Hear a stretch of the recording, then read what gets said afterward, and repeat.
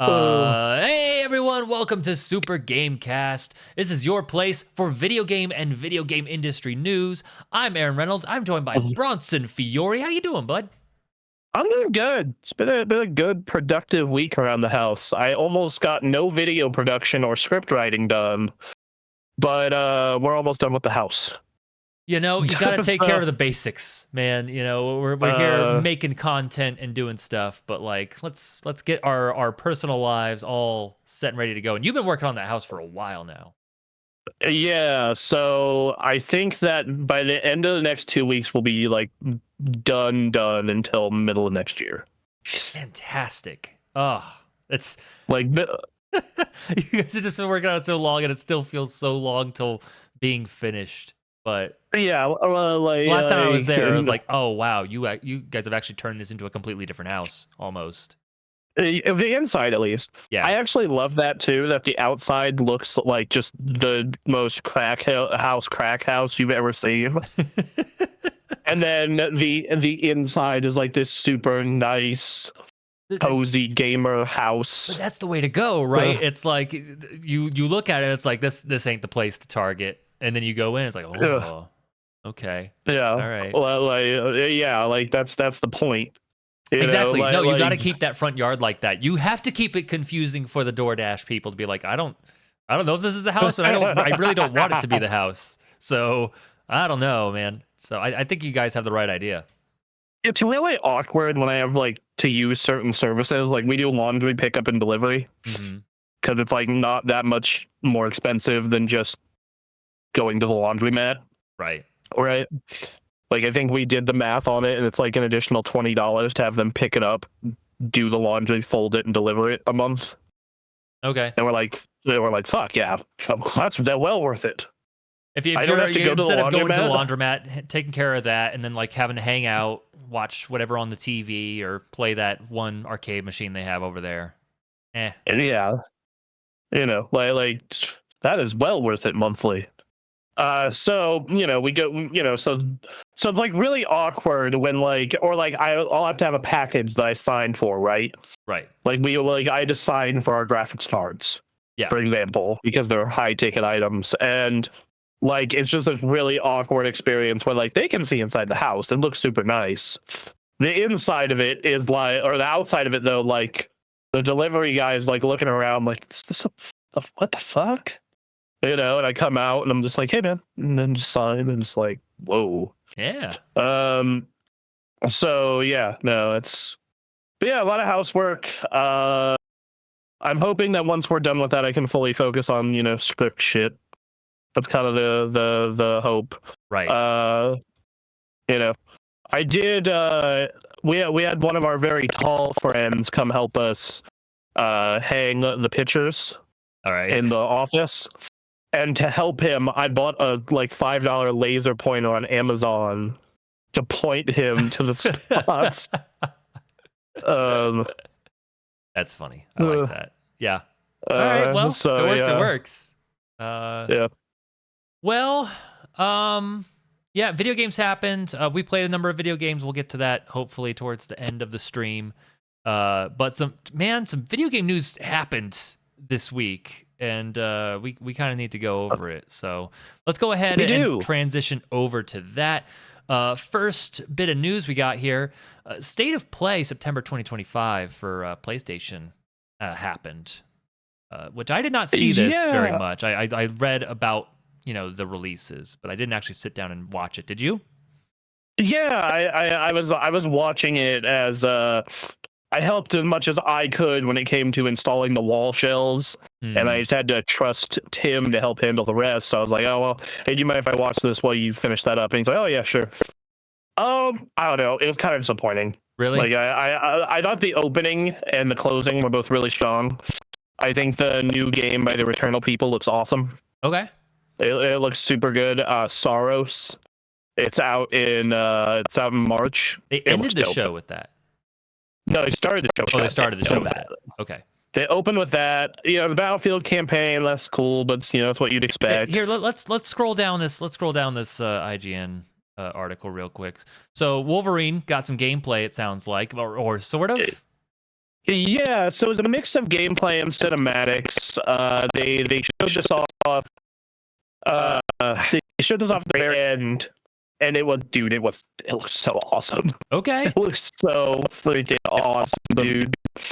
I absolutely loved every like I'm a big Wolverine fan on my own, right? And then I was watching this, and I'm just like, oh my god, they made him short.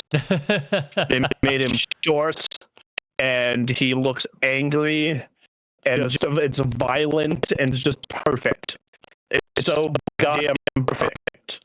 It is the tone. It's Insomniac visually. It looks amazing. I can't wait to see what it looks like on the PS5 Pro. Just Jesus Christ. Yeah, dude. Oh yeah. No, it's full Wolverine, dog. Man, I remember when Origins was like the big, like, wow, they're actually doing Wolverine all right. No, this looks like that Wolverine game was all right. Yeah, it was all right. Yeah, it was. It totally was. I was kind of bummed it never made it to the 360 backwards compat program. That's sad. That's a bummer. Yeah, that was a game that everyone thought would be like whatever, and then was actually like, damn, okay. Yeah, it was all right. Yeah. But yeah, no, this I'm super excited. It comes out next fall. All right, this looks cool. Yeah, I'm down.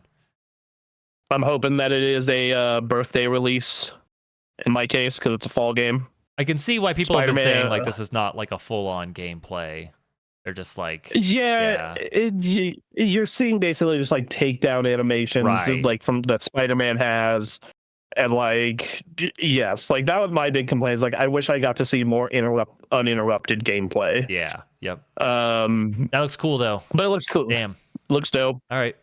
They opened the show with Saros, which it looks very much like Returnal in a lot of ways, but with more mechanics. Okay. A little more movement, a little more shielding. It looks cool. It looks cool. I think my big sticking point with this game, and it's the problem I had with Returnal, is I'm just like, I'm not big on roguelites. I'm just not. Right. Yep. I don't want to be in the same environments over and over and over. I don't want to be in like what feels like a loop. Like I want to feel progress, and I also don't like the slot machineness of those games. Sure. Randomness. Like yes, I think the reason I'm accepting of it in Hades is the game's combat. It feels so good. Mm-hmm. And the reason I'm accepting of it in Balatro is because that game is already gambling. Right. So it's like, whatever. You signed up for it. But like, yes. So, but like most other of these, I'm just like, ugh. This looks cool though. Like visually, I like looking at it. Yeah. Yeah. I wish the best for this. I will see what happens. But yeah, this looks cool. I mean, Returnal was a great game. It's just it's a game not for me. I'm gonna try this because it does look cool. Yeah. These guys made Resogun and Super Stardust HD. I'm just like, man, I have this bad curse of just these games these studios will make games I absolutely love, and then they will get big enough and make something new, and I don't like it as much as their other thing. Right. But the thing that they got popular for is the one that I'm not big on. Like Guerrilla Games got huge because of Horizon. Yeah. Like Horizon is a 20 million plus seller. But if you ask me, would you rather have another Horizon or another Killzone? I would say Killzone. Right. Yeah. You know, it's this like if someone asked me, yo, if you could replace Saros with Resogun 2, would you? I would say yes. Yes. Absolutely. It's tough because it's that pull of like they don't make this cool game that they used to anymore. I wish they would make more of that or another one of those. But also like here is a studio that has proven to make a good quality game, making a new IP and being featured prominently and like and it looks cool. And like I'm always down for someone creating a new IP and making, trying to make something really cool and original. But it's that pull, that push-pull of Well, I've been experiencing that a lot recently playing Death Stranding 2, where I'm just like, I'm happy that you got to make this and you got to make this cool new thing and it's all your vision, Kojima. But I also would just prefer you make a Metal Gear game. Yeah. I wonder if he got the rights to Metal Gear from Konami, if he would do it. I'm curious, yeah, if Konami was just like, look, dog, everything is, we're sorry. Here, we'll give we'll give you the 200 mil, make the game you want to make. Mm-hmm. Because he's working on a tactical espionage game. Right. He's working on 2 games right now. He's working on a horror game and he's working on a tactical espionage game. Right. So yeah, I wonder. So next up is the Battlefield 6 campaign trailer. Right. Do we see much of anything interesting in here? It's nice to see that they have like proper campaigns for the first time in a while, it feels like. It kind of reminds me of Battlefield 3 and 4. It's fine. Okay. It makes sense for them to make this push. If they're trying to push into Call of Duty territory, you have to go all out in all ways. So this makes sense. Yeah. So yeah, it's good. All right.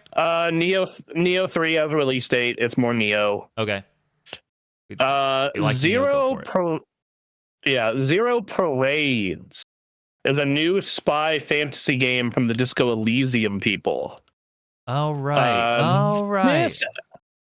This looked moderately interesting. It's just that this is a hard game to do a trailer for. Admittedly, because it's motely just walking.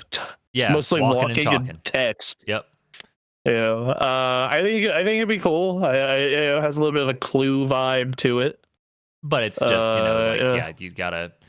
I think the people that are about these kinds of games will find them naturally, especially through like Steam. That's just what it's gonna have to be. Final Fantasy Tactics just came out, and they put out a trailer for it. Nice. It's a remake. It looks good. Yeah. I kind of want to play it. I kind of want to give Final Fantasy Tactics another chance because everyone. Because I normally don't like this kind of strategy game, right? But like over my entire life, I have heard so much about FF Tactics. Yep. That I'm just like, fine. I know. I kind of want to do it too. Yeah. So. Yeah. Then they got an open world game they showed off called Crimson Desert. At first, I thought this was like a Game of Thrones thing, and then I didn't really understand what it was, and I still like look at it and I go like, generic fantasy title. I don't know. You see some of these spinning moves. There's a martial arts character in here. I don't know what's going on. Yeah. That's something I need to see more of, because I don't think what they're doing here, the way they're showing it off, seems interesting to me, but like I need to see just like a 10-minute gameplay. That's what I'm looking for here. Yeah, and I think this looks cool, but I need to see what it actually is. All right, you're flying the Dr. Robotnik Sonic Adventure 2 battle machine. Yeah, all right. That could be cool. This looks neat. Yeah, I need to see more. Looks like you fly a dragon. Sick. You dive off the dragon. Sick. Okay. I want to see more of that. March 19, 2026. Okay. Cool. Yep. Chrono Script. This art. This looks like it. Yeah, it's like a Metroidvania from what I can tell, just with a very unique art style. Okay. Ooh. It's kind of the vibe I got. All right, man. This art's cool. Yeah, it looks very neat. It like visually, it's very interesting. They got a little bit of the Hollow Knight stuff going on for gameplay. It looks like. Yeah. Yeah. That looks cool. That looks cool as hell. All right. Code Vein 2. It is what it is. Code Vein. You like Code Vein? Here's another one of those. Yep. Cool. Alan Wake 2 is going to be joining Cocoon and Goat Simulator on Plus next month. Oh, all right. Cool. So those are going to be the free games. Everyone should play Alan Wake 2. Everyone should play Alan Wake 2. And if you're on PlayStation, there's no excuse anymore. As soon as these come out. Yep. All right. Flight Sim coming to Xbox or coming to PlayStation from Xbox. Cool. All right. New Flight Sim. Yep. Or same Flight Sim, but yeah. Gran Turismo has sold 100 million units as a series. I believe it. And they're putting out a new update this December. It's the biggest update for the game yet. Cool. 2 new F1 race circuits, 8 new vehicles, circuit experience, data logger, and more. All right. Sonic Cross Worlds Racing is getting Mega Man in its Battle Pass. Nice. I'm going to talk about that game more when we get to the game section. When we do what we've been playing. Yep. Yeah. Deus Ex Remaster next year. Nice. So the original Deus Ex, you know. Halloween, the video game. I don't know if this is... I could not tell if this was a single-player experience or a Dead by Daylight clone. Right. Because the moment you mentioned, hey, as a Halloween video game's coming out, it's like, first of all, I was like, Dead by Daylight exists. I don't know. Just make a map, man. Make a map and a killer, and got it. Yep. So what is so? Trying to figure out. All right, what's the? I don't know. We live in a world where they make killer clowns from outer space video games, so I guess whatever. Yeah. So all right, so we don't know quite what's going on with this yet. Whoa. Yeah, so it looks like you are, you protect the townsfolk by guiding them to safety, scouting for weapons and supplies, and find a phone to call police before it's too late. Okay. So, yeah. Let It Die Inferno, a new Let It Die game coming out 2025. Yes, I'm glad Let It Die lives, in a way. Yes, I actually still have memes of that game on my phone. I bet. I loved that game. Man, I want a chance to. The reason I've been holding off trying that game is because like by the time I got around to being able to check it out, it was like dead. No one was really talking about it or anything, and to see it breathe some new life in, I'm down, man. I'd give it a shot. Yeah, I am far more interested in Suda's other game, but sure, hey, 100%. This is cool. It's a unique thing. For me, Uncle Death is in this, and just the character has captured my brain. You're right. You're right. Yeah. All right. So. Well, cool. Good. Yep. Dynasty Warriors 3 remastered. Nobody cares. We need to do a playthrough of a Dynasty Warriors game. How long does it take to get through a Dynasty Warriors game? I mean, let's see. Are we counting Hyrule Warriors? No, we should. If we're doing this, we need to do a Dynasty Warriors. One Dynasty Warriors game. We have to figure out what the best one is. But just pick one. All right, well, let's see. Let's see. How long to beat? 6.5 hours. We should do a playthrough and just talk about our at best indifference to Dynasty Warriors. Christ. Okay.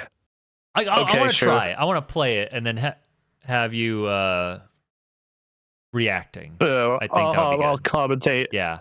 I can tell you what the commentary would be right now. Okay. Oh, look, it's another horde of dudes. Sure is. Oh, it's another horde of dudes to fight. That's where the best conversations come from, though. We're sure fighting another horde of dudes. Look at that horde of dudes over there. Let's go fight them.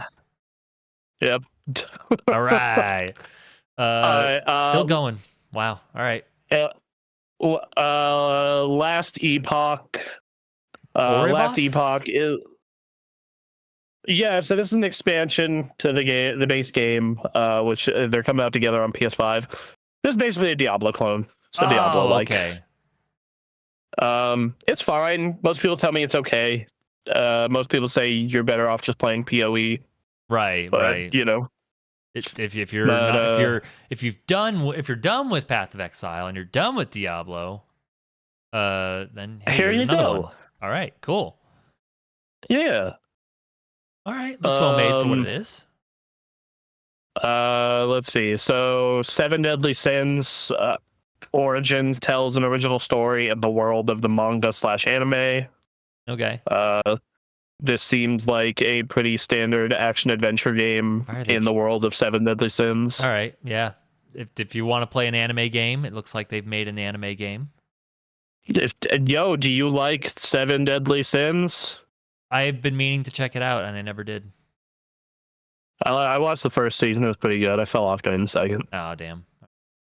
It got just a little too drawn out and power scaly and annoying. Oh, really? Okay. I will say I absolutely love Escanor though.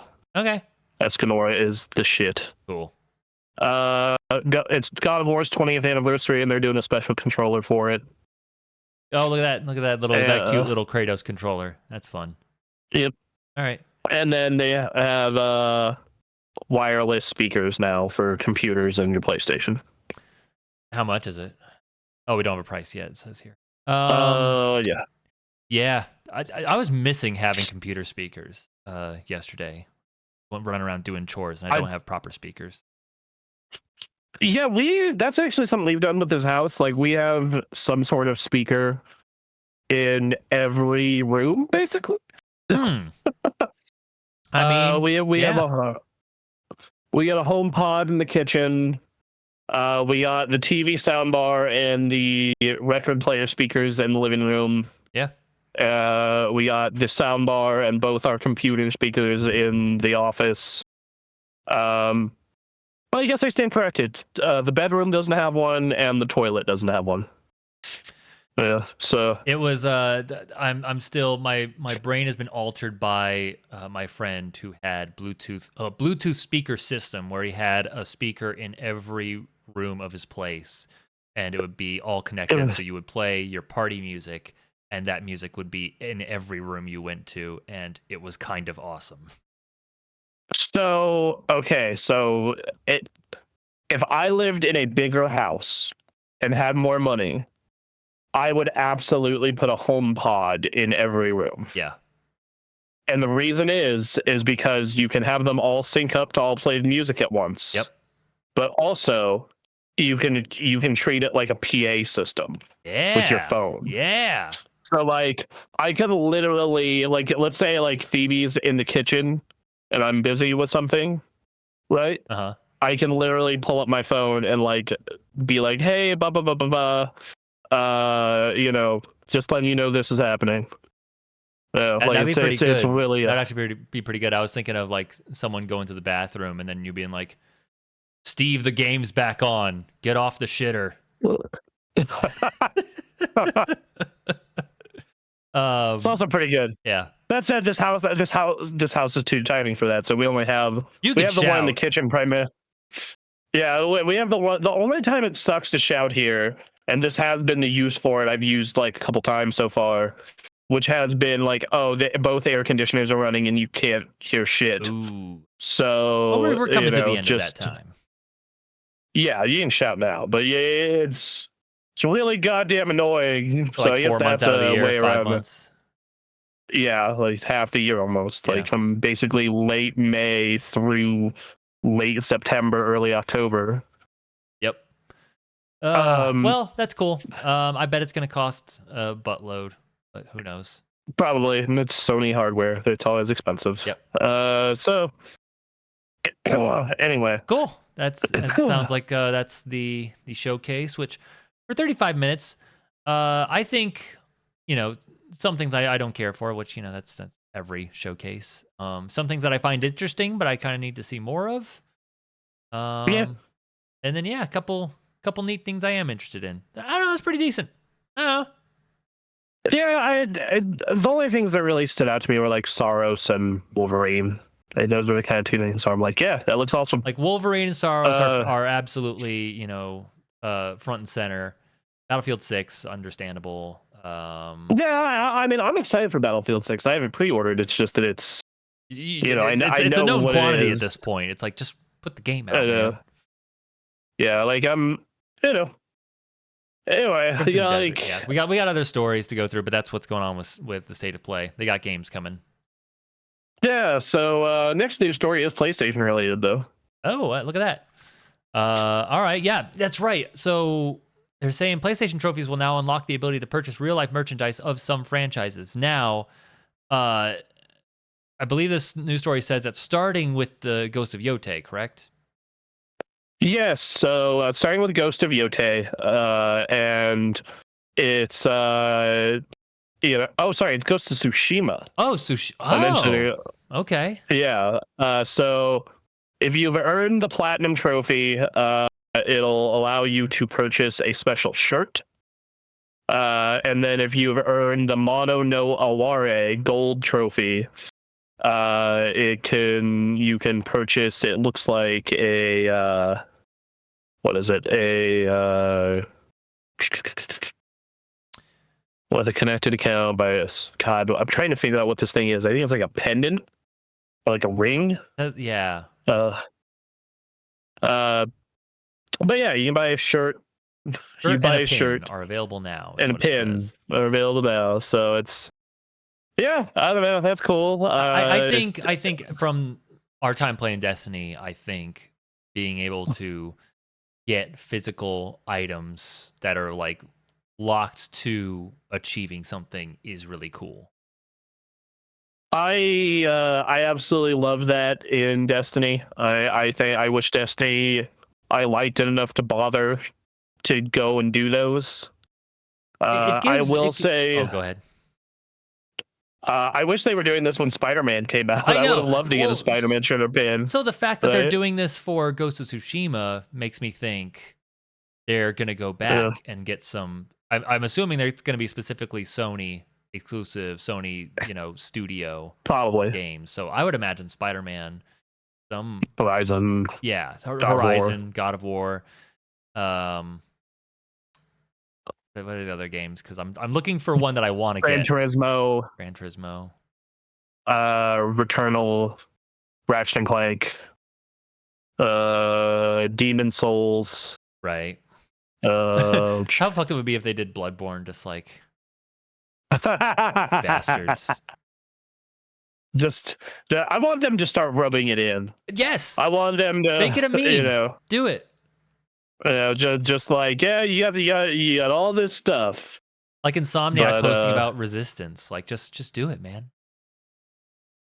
Yeah, there you go. That's the way you do it, man. Just rub it in. You're not gonna do it. Just be a dick. Yeah, there you go. Just lean into it. Just lean into being a monster. Yeah. This is cool. I'd like to see some more stuff like this. I think it's a cool idea. I'm not interested in getting it, but it's neat. For a long time, if they have the shirts in my size, I'll totally go finish up that platinum to get that shirt. It looked real cool, right? Yeah.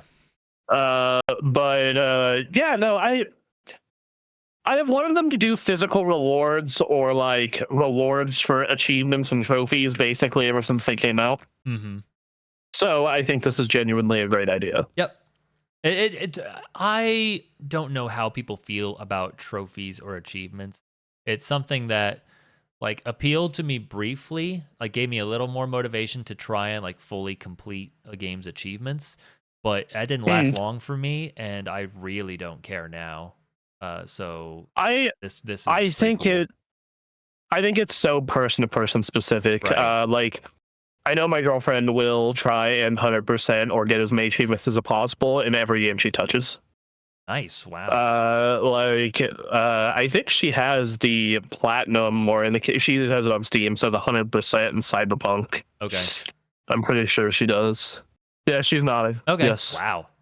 Okay. Like, so she has like 100% in Cyberpunk, the Dishonored games, Dave the Diver. Like, she has 46 perfect games on Steam. Nice. I don't think I have one. Yeah, so on Steam I have 7, but all of them are Telltale games except for 1. Is that just like doing the story? The Telltale game, like doing the story, occasionally doing like a couple extra things. All right. Yeah. And then I am 1 away from having Dragon Ball FighterZ on PC 100%. I'm telling you, man, you gotta do that. I'm working on it. It's just currency grinding. I just have to keep doing matches, and that's what I'm doing. You got to do it for Extra Life. Just getting this one last trophy. That's what I'll do for Extra Life this year. Is like I'm gonna do a 24-hour stream of Dragon Ball Fighters to farm money. Yeah, no. All right. Well, this is a cool thing. I'd like to see more of this. I know money's getting tight for a lot of people, but I know for a lot of people it's also not getting tight, and they have money to burn on things that they like. So, whatever.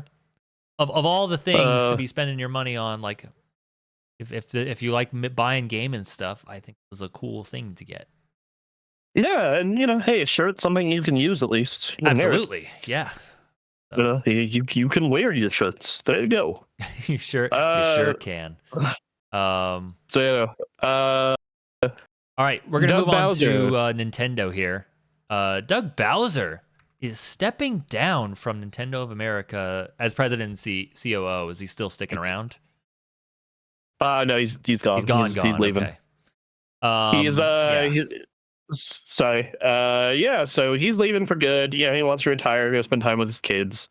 All right. Which, yeah, man, hey, if you have the money, you have the means, like, go nuts. He is being replaced by a lady named Devin Pritchard. Mm-hmm. She is currently the executive vice president of revenue, marketing, consumer experience.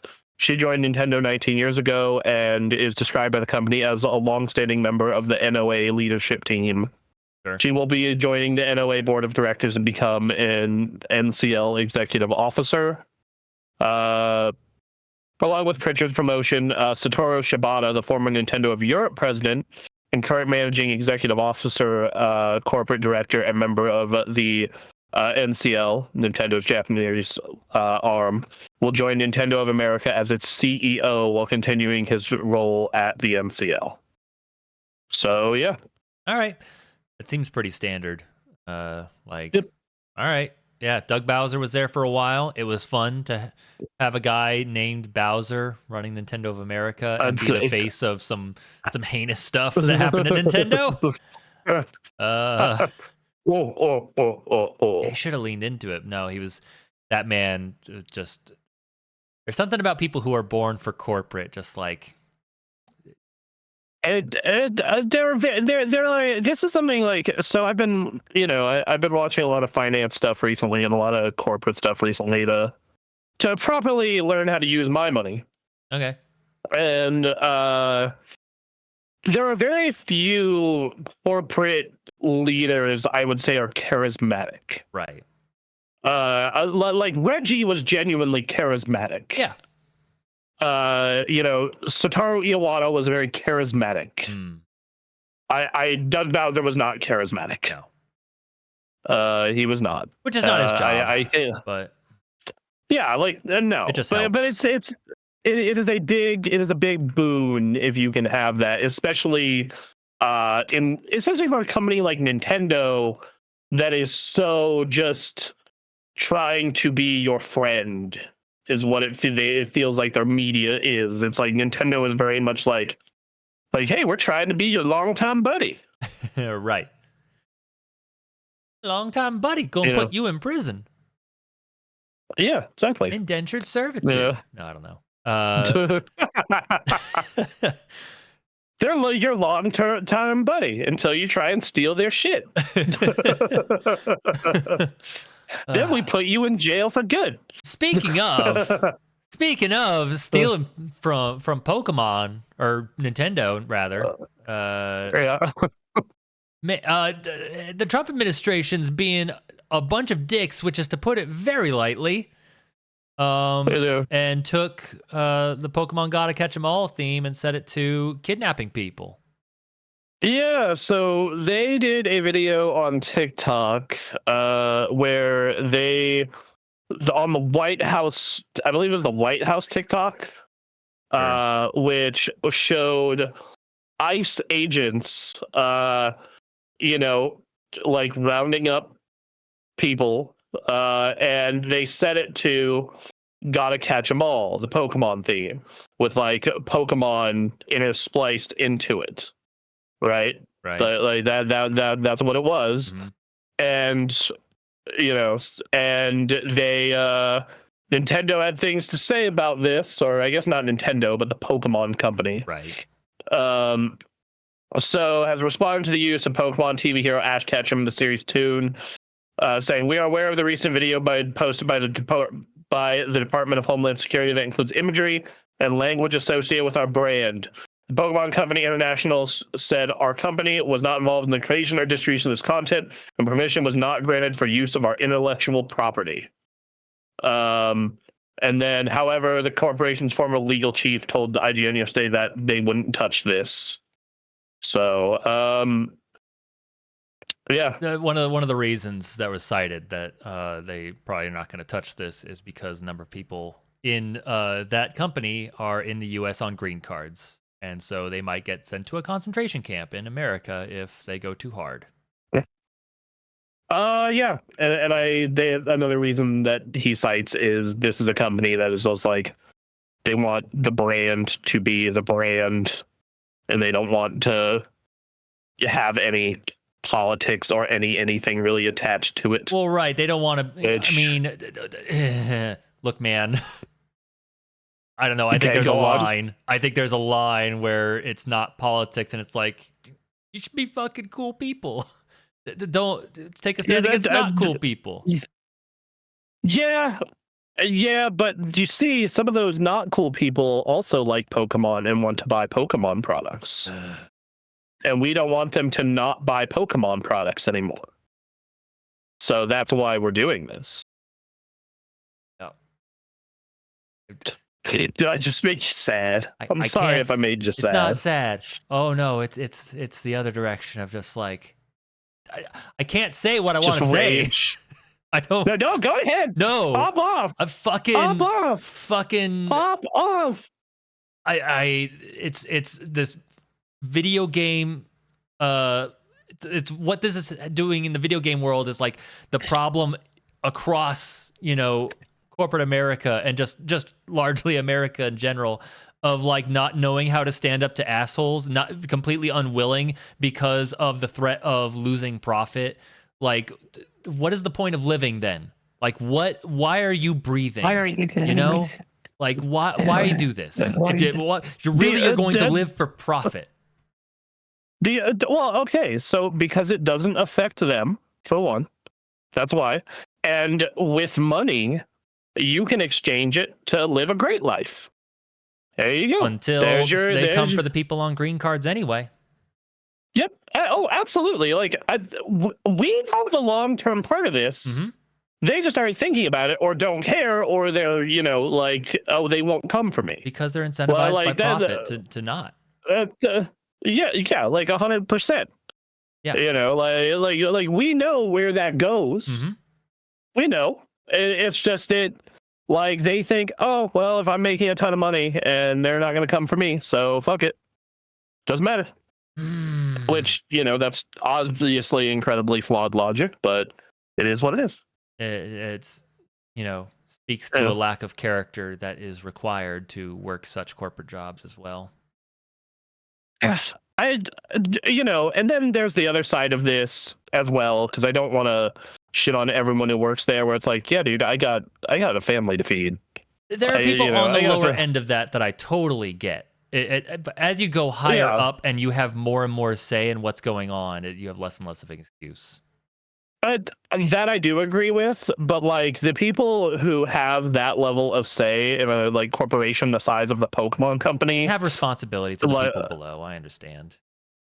And also like even like the people who have like the real power in that company, it's like 10 guys. Right. It's like 10 dudes. Yep. Like that, and yeah, as you said, they also have responsibility to everyone below them to keep their job, and that sucks. Like I can tell you as someone who just experienced a layoff, mm-hmm. I could, and like was a good employee, did everything possible. It's just the company hit bad times. Like I could see the pain in my manager's face that like, yep, this sucks. I'm sorry. Like it's almost like we're living the consequences of the way we do things, and maybe we need to change it. Yep. So. Fuck.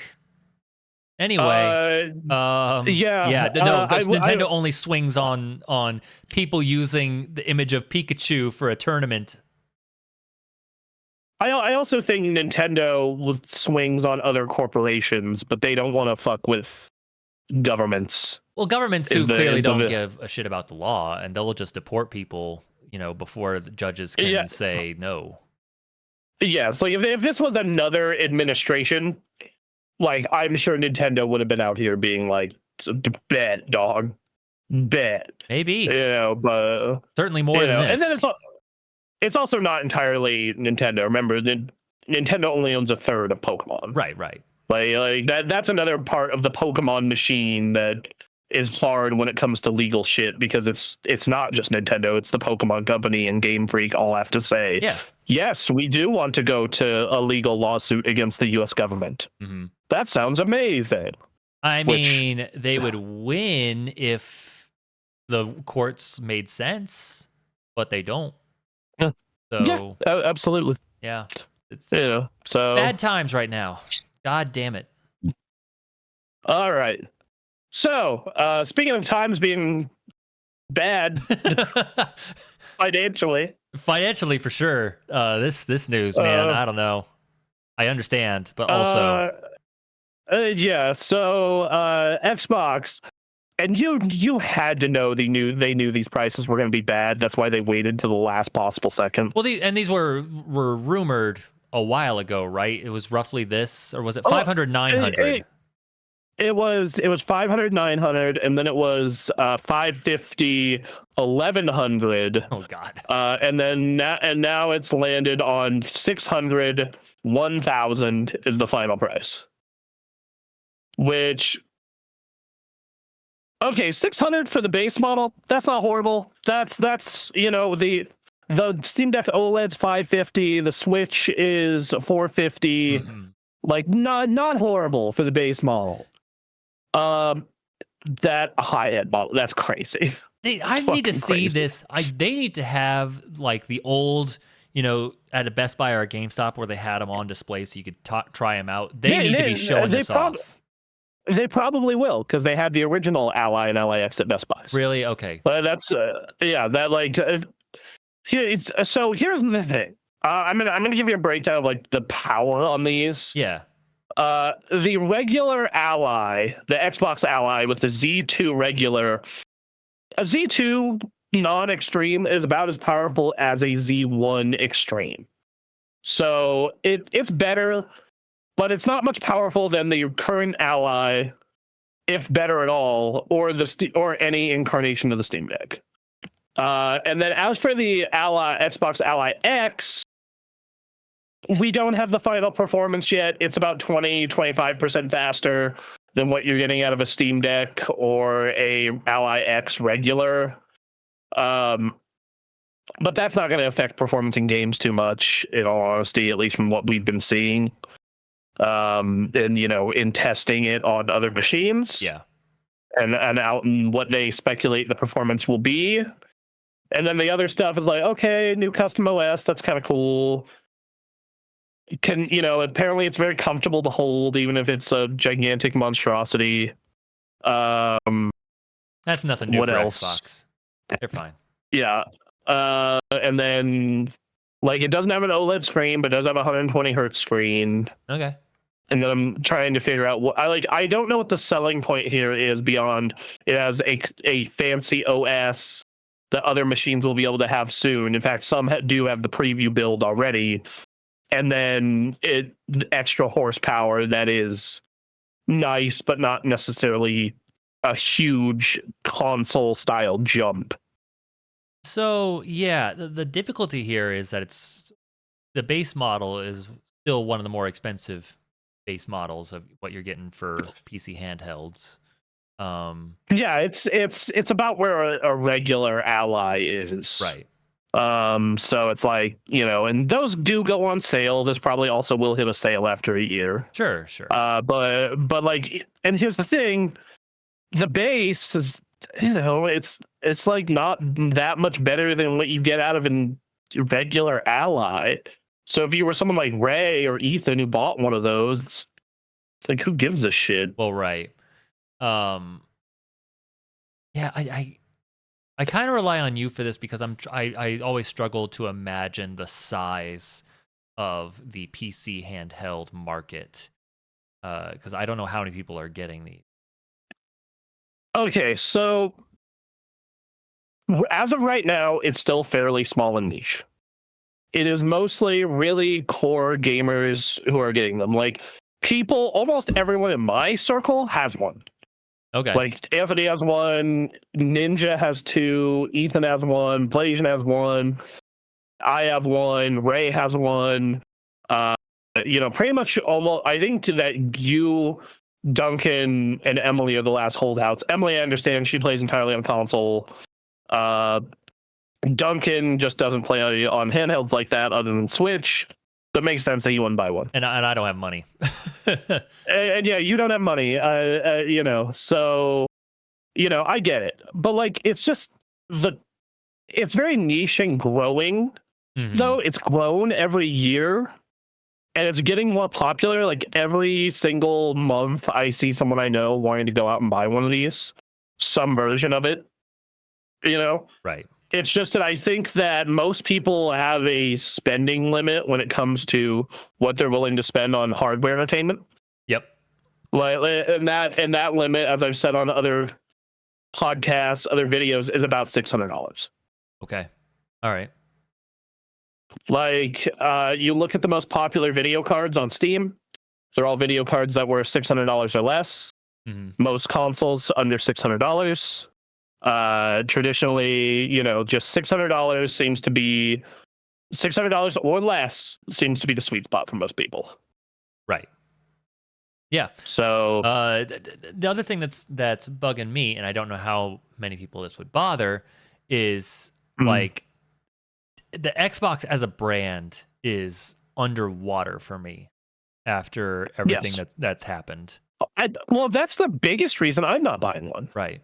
Like if Xbox was not such a, and we're going to get into this more later, was not such a wildly inconsistent fucking trash fire of a brand and like product, I totally would have been buying one of these. Right.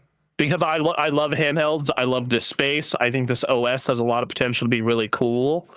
It's just such a coin flip on whether or not they're going to do it right. Right. You know what? We'll get into this next story in a little bit, but just on the PC handheld bit, like as far as like what is the brand I want to support, it's Steam. Like what Steam has done has been fantastic and could go underwater the moment Gabe Newell dies or something or leaves, but like right now Steam is one of the best brands in games out there. They're not perfect, but they're one of the better ones for sure. Yeah, like and the thing is you can get the nicest version of the deck for $650. Oh man.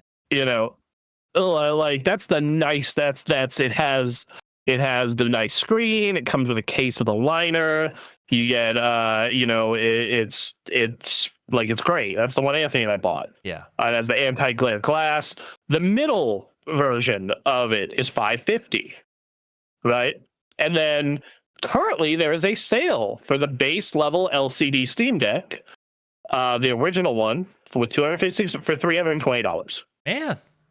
All right. Yeah, and if you're willing, and Valve does refurbish their Steam Decks. These frequently go out into the wild. You have to really catch them because they sell out quick. But you can get a 1 terabyte OLED refurb when they have them for $520. You can get a 512 gig OLED for $440. Man, and Valve does a great job refurbing. So, provided you're willing to go used and take a chance on that. If they're good at refurbishing, and that's the word, then that sounds like the way to go. If you don't have money. It's just that they go in and out so fast. Right, you got to be on. Like this, you got to be on Steam Deck Reddit, and the second that it goes up, I'm there. Pull out my phone, get on it. But like and I think that if you're looking to get into the space and just try it, I think $320 is a great price. For a PC handheld that has access to all your Steam games and can be, modified for other things. Yeah, like I got an Xbox emulator running on mine. It was cool. It was really cool. That's awesome. And I know it's the Steam, it's not 1-to-1. There are games that don't run well on the Steam Deck and all that, but like And so here's my problem with the Steam Deck for most people. It is I think it has the best OS for one of these. Because I've seen that Xbox OS in action, and it does have some big cool shit about it, but it also has some real negatives that Steam OS doesn't have. Okay. Like when you go into the desktop in Steam OS, and then you want to go back to the regular Steam OS, it doesn't have to reboot. This Xbox One does. So yeah, like it's hold on. I am holding on and filling the silence. Sorry, I seem to be getting some of a allergies or cold today. In the fall? Anyway. All right. It happens every fall, dog. Interesting. Okay. Every time that it changes from summer to fall. Just a change. Just a change, not like spring necessarily and pollen and all that, but just a change in the weather. The change in the weather, my body's just like, it's time to get sick. All right. Yeah.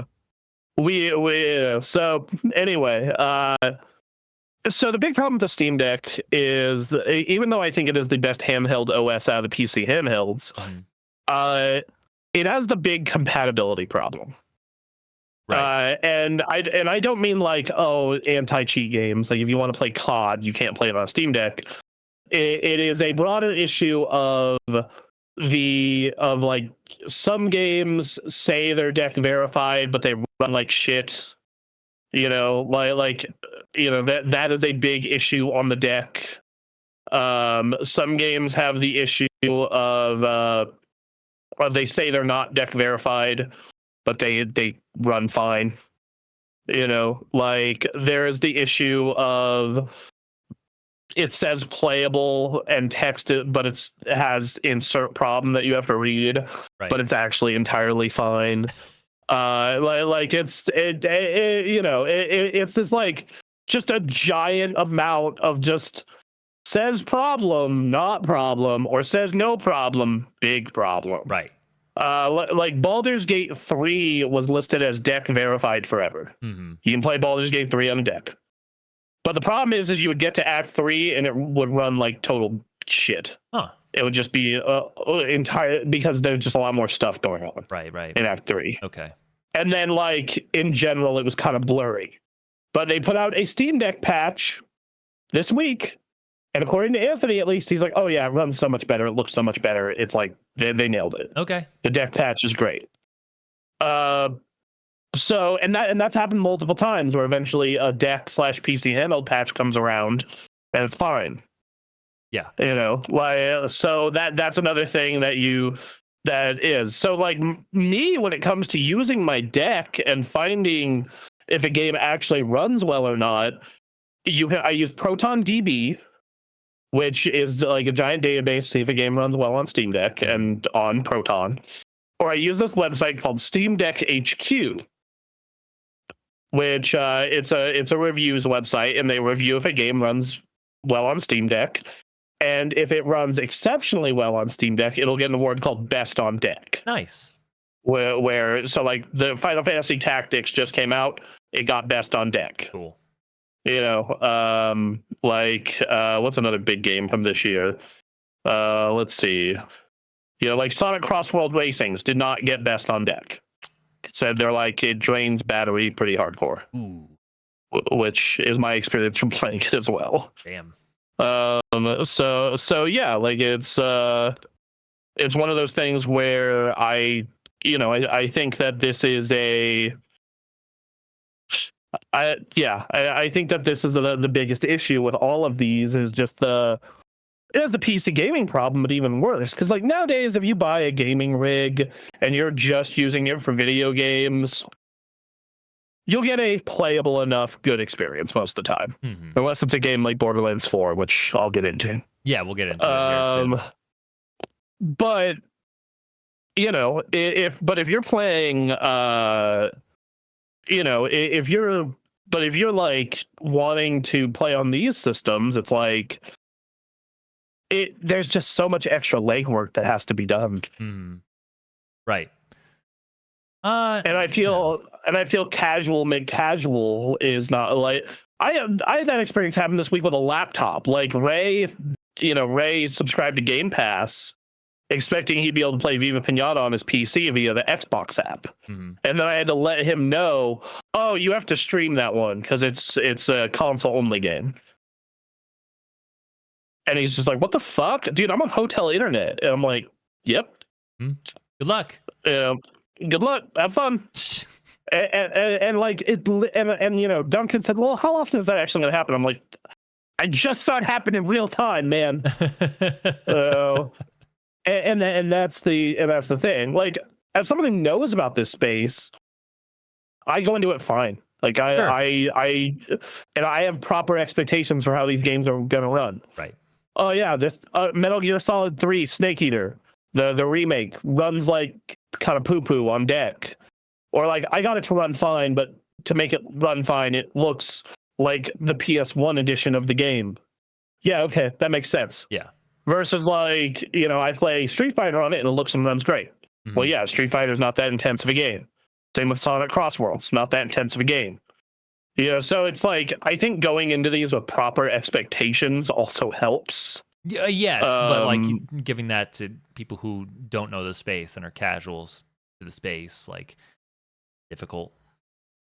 Yeah, 100%. And yeah, so and I've been asked like, which of these should I get? My advice to most people is either get the mid-range deck OLED, so the 550, or get an ROG Ally if you can afford an Ally X, because that's the better battery. Okay. If not, get a regular Ally and then put a better battery mod in it. Huh. Those are kind of my suggestions.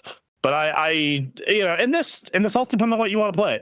So if you're like, I want to play a ton of Destiny, then man, the Steam Deck sucks for you. Right. That's a bad device to buy. But like like I know the games you typically play. I would say, yeah, I think a deck OLED would be fine. I think a regular deck would be fine if you're willing to put up with a smaller battery and a worse screen. Yeah, which that depends entirely on my monetary situation, but I would aim for larger and OLED. But yeah, like it's So I think that depends. But for the Xbox Ally and the Xbox Ally X, like, are you recommending this smaller one to anyone who's not already like seasoned in the space? I want to see how this OS does out in the wild, like when it's out, not just the preview program, but out. Right. I'd actually considered going to Best Buy and then buying one and then returning it to test it and then returning it within the return window. Had that thought. Yeah. Just because like I love this space. I think this space is awesome. Sure. I think it's the last place where hardware is interesting anymore. Fair. I think phones are kind of boring. Here's my tip: if you want like a meaningful phone upgrade, wait 5 years. Okay. Tablets, same thing. Headphones are kind of interesting still, but like not. They're kind of starting to fall down. So it's like the last bit of place where you're getting like big upgrades is these PC handhelds. Yep. So it's like, I want to try this thing. I want to see what this OS is like in full, out in the wild. And I might, like, it depends on how great it is. And it also depends on what you want to play. Like, I think if someone says, I want to play Call of Duty and Destiny and Battlefield, I'm like, well, your kind of only choice is to get one of these or a Windows-based one. And this seems like a fine Windows-based one, so sure, go here. Right. Versus, like, I look at, versus like someone's like, I want to play Hollow Knight and Hades 2 and Sonic Crossworlds Racing and what's like Spider-Man. I was like, yeah, deck will be great. All right. Sure. Yeah. So yeah. Well, we might as well move over to this next story to continue talking about Xbox here. But adding to the will this Ally and Ally X thing work? Well, Costco is not stocking Xboxes anymore. I couldn't believe this. I actually went on the Xbox or the Costco website. I was like, no, I'm gonna search for an Xbox, and I searched for it, and it was not there. You search Xbox, there's nothing. Wow. They said the retailer notes it was a business decision. Uh, dude, I think that Xbox is trying to transition all their users to PC. I think that is the long game here. This is I like Costco's a Pacific Northwest brand too. Like this is your ally of allies for Microsoft. Yep. And if they're losing them. Like, yeah, I don't see any reason to continue working on a proper console, if this is the way it's gonna go. It's just they have said they've said they're committed to one more console, which okay, sure. the Xbox Dreamcast. But I'm also sitting here going like, man, this just I don't. It doesn't look good, man. This doesn't look good. Because this snowballs. Because Costco only carries the product that sells. Mm-hmm. So like it only like they Costco, because they have limited space, does not carry dead stock. They're not a dead stock retailer. Right. Or so this tells me that at Costco, at least, Xboxes don't sell shit. I mean, yeah, like and the prices are going up, and for all consoles, really. So, yes, but like Xbox, like Nintendo has not had a Switch 2 increase in price this year. No, not yet. And they, and I don't think they will. They want their first holiday to go as well as it possibly can. I mean, they're sure they want their first holiday to go, but like if trends keep continuing as they are, it will eventually. They'll need to business wise. But even then, they're still Nintendo. They're the entry level, handheld console level thing. Yeah, they're trying to stay as affordable as humanly possible when it comes to getting into the ecosystem. And that too, which I think is, I think it's smart. I think it's just, I know that everyone's taking advantage of the tariff situation and other situations to, get to make more. Mm-hmm. But I think Nintendo knows that, hey, we are the family brand, we are the we need to get you into the ecosystem early brand, so they can't do that as much. Then they've tried to increase price on anything else. They're like, amiibo price go up. That's mostly bought by 30 to 40-year-olds with money. Right. Okay. Accessories go up. Look, you buy the accessories once. That's not going to be that big. The $5-10 on those isn't going to be that big of a deal to people. It's and they're bought into the ecosystem anyway. They gotta, so they're like literally trying every other avenue to avoid increasing price on the system. And Microsoft was just like, nah, fuck it. These things aren't selling anyway. Let's just. I mean, that's second price increase. That's all I'm seeing from them. Like PlayStation finally pushing up a little bit makes sense because again, so we're talking about because we've done this a number of times now on this show of like Nintendo. Has been doing the more affordable thing for a while now. They're that family brand with the reliable titles that everyone has nostalgia for at the very least. And then you have PlayStation, which has been seen as the premier gaming console since Xbox's generational flop. So they aren't hurt much by having a small increase, because they're still the front runner safely. Xbox, I think just doesn't have anything to lose at this point. And I think that at this point, if you're still in the Xbox ecosystem, especially on the console, like at this point, you're in it. You're going to be there until it's gone. Right. Like I don't like if I was a dude who primarily played on Xbox still, I'd be like, I'm out of here. Fuck this. I'm out of. Get me the fuck out of here. Right. So, so if you're still just hanging on, you're committed. Yeah, you're committed, dog. You're in it. Right. You are there at this point. Yeah. Yep. So yeah. This does not look good. But I think Xbox has been planning this for a little while. They've been, as you said, we've been transitioning to PC. Like they already have the PC, lockdown for everyone's getting downloading for PC and can play there, and then they have the Xbox Ally coming out, and that's a newer space that is still developing, and why not put your efforts there? You know, because that's a frontier to make some space in. Whereas the console, like Game Pass, just didn't do it. So it didn't get it. I was hoping it would. I loved the service. Mm-hmm.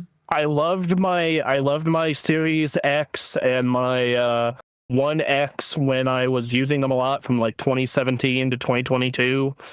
But it just doesn't. It just can't do it, dude. Yeah, it just can't do it anymore. That combined with delays and releasing games in bad shape or unfinished shape, and and they've had a couple successes here and there, especially in the earlier in the year, but it's just not enough, man. So yeah, like I did a whole video on this. Everybody, you can go check that out on Super Gamecraft on YouTube. Yeah, check it out. But yeah, like this is gonna snowball. Like Walmart's gonna see these Xboxes aren't selling. Why the fuck are we carrying these? Right. Like why are we eating up shelf space that we can give to Nintendo and Sony, which are selling? Yeah. Why are we same thing with who's I'm trying to think of who's another one retailer, Best Buy. Mm-hmm. Like Best Buy is gonna sit here and go, I mean, we don't have a lot of shelf space, and yeah, we could give that to Nintendo and Sony, who actually move units. So it's like, yeah, like this could start a snowball effect. And this tells you how poorly these are selling because they don't release official numbers, but you have to think multiple stories have come out saying that it's selling significantly worse than the Xbox One did, and that system didn't sell great. Right. So what does that tell us? I think it's just further evidence of the transition we've been seeing in slow motion for a while now. Yeah. So. Yeah, like I think that they had all the tools, but just couldn't execute. Nope. Again, once again, another Xbox story for the week. Another week of me asking for the Phil Spencer tell-all book. I can't wait. I can't wait. I want him to be fired, and then he's like, "All right, cool." He'll have to wait out his NDA. Yep. So they'll probably have to wait like 10 years. Yeah. And then that's it. That's fucking it. Just chilling. Well, all right. Yeah, Xbox. So, it's in a place right now. We'll see how the ROG Ally and Ally X do when we start seeing how they perform in stores or online, and yeah. If they hadn't been screwing up constantly for the past half decade, I would have probably bought an Ally X. No kidding. So. All right. Yep. Well, from one depressing news story to another. Yep. So, okay. So when I read this headline, I was kind of into it. A video game maker EA in advanced talks to go private at roughly $50 billion valuation. Yep. Getting off the public, that's a good thing. Not having to be, making decisions to constantly serve shareholders, is nice. And then you scroll down here a little bit, and a group of investors, including private equity firm Silver Lake, Saudi Arabia's public investment fund, and Jared Kushner's Affinity Partners, could unveil a deal for the publisher as soon as next week. It would be the largest leveraged buyout in history. The take private offer comes at a crucial time for EA, which banking heavily on its core sports portfolio, action shooter, to weather a sluggish video game industry as gamers get picky with spending. They're picky with spending because there's a lot of reasons they're picky with spending, but it's partially just because they want to play good video games, and EA Madden is in the worst state it's been almost ever. It's better than it was 3 years ago, but it's still pretty bad. As someone who has played the newest version this year. Mm-hmm. Battlefield looks cool, but your last two Battlefield games were not good. EA Sports SC has the branding problem that it's no longer affiliated with FIFA, And even if it didn't have that problem, it just feels like a funnel for Ultimate Team. Split Fiction was really awesome. You and I need to play that. Which game? Split Fiction. Oh, yes. Mm-hmm. That's an EA game. Yeah. You should buy that. We should buy that game. Yep. You can play it for free. It has the friend pass. Only one of us needs to buy it. So that's right. You should check that out. By the way, you're what? getting robot-y on your end. I don't know what's going on. I'll check to see if girlfriend is downloading something. Okay. Anyway, you're sounding better now. Am I still robot-y?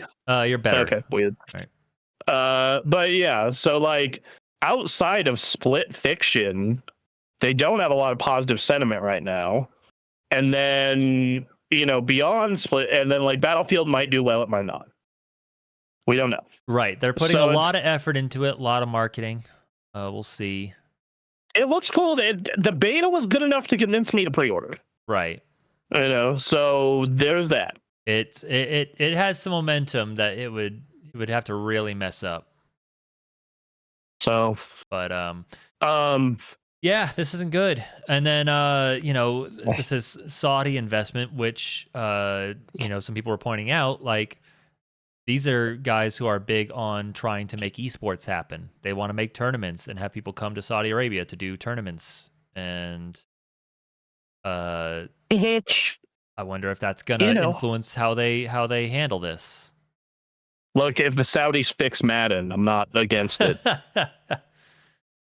Yeah. Are you telling me that that's what it takes to get Madden fixed? It shouldn't.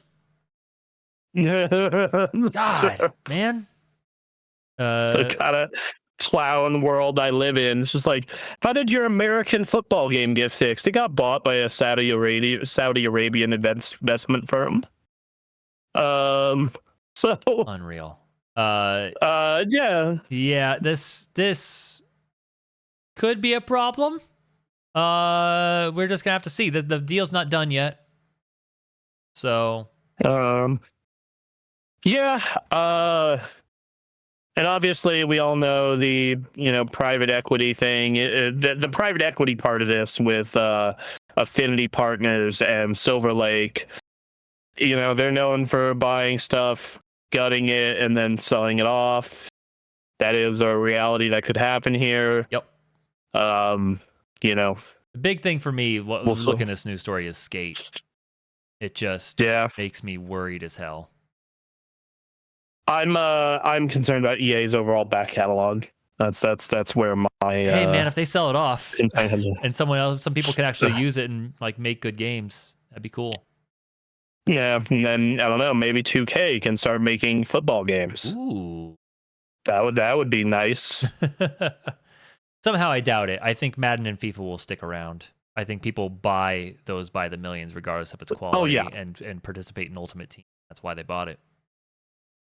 Oh yes, absolutely. All right, well, let's go ahead and go to the last news story here. And I put this last because it links into what we've been playing, or at least what I've been playing. Ooh, all right, yeah.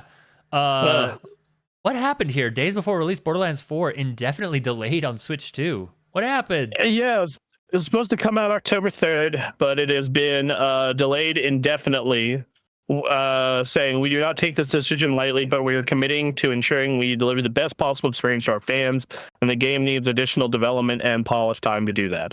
Our hope is also to better align this release with addition of cross saves, which we are working on and recognize this is very important. We will update you on all the release timings once we have fully adjusted our plans. Yeah, so my guess is the reason this is delayed is because it runs like butt. Yeah. It runs super bad probably on the Switch currently, and they need to spend a shit ton of time optimizing it. People have tested it on Steam Deck, and it can get about 20 to 25 FPS if you really adjust it perfectly. You might even, in an indoor segment, you might even be able to get it as high as 40 if you're really willing to put up with a game that looks like Borderlands 1 on a 360. Okay. So, yeah, that's That's kind of where it's at. It doesn't run good on Steam Deck, and Steam Deck is in some ways more powerful than a Switch 2, in other ways less powerful, depending on how you look at it and how you optimize and whatnot. And yeah, this does not surprise me. And if you use if you run the game with unlocked FPS with just regular upscaling, it runs at 22 FPS. Oh man! If you run it with frame gen lossless scaling, it gets to 60, but then you get the input lag of a 20 FPS game. Right. So yeah. Great. Yeah, probably a good idea to delay that then. Yeah, so sorry to the people that wanted to play Borderlands 4 on Switch 2, but it sounds like it would have been a disaster anyway. Yeah, you don't want to play this. I mean, even on Ally X, which is more powerful, adjusting a bunch of shit, you can get like barely 30 to like 35. Man. Like it's not good. It's not good. Not good at all. And even getting that 34 FPS, it's at the lowest preset. It's with FSR set to balanced on low 720p, and it's using a 25 watt, which is almost the maxed out spec for when you're on battery. So yeah, so you're gonna get like an hour and a half of playtime. So it's not good, and it looks like shit. Like, you watch this video, it looks so fucking bad. That I pulled up for the. Okay. Yeah, hold on. Let me send it to you. I'm gonna send it to you. I'm gonna send it to Arbiter chat. Okay. Yeah, like it looks so unbelievably shit. With these settings. Let me switch over to chat scene real quick. Give me a second, you guys. I'm producing over here. Let me. He's producing. He's producing. The official title. Let's see. Let's go over to. Does this work in the news scene? Go to the video scene. All right. So I want to take a look at this here. So this is on. Wait. This is on an Ally X. Okay. So this is and it is maxed out TDP, because you can set different wattages on handhelds to get more power but lose battery life. Right. This is at max power that you can get running on battery, so not hooked into a wall. This is Borderlands 4? This is Borderlands 4. Huh. And this is the lowest possible settings you can get, and running at 720p. And look at that FPS, baby. You've cleared 30. Let's go. I just here. Yeah, they're really looking at menu stuff right now. Here we go. I mean, yes, you certainly can play Borderlands 4 here, it seems.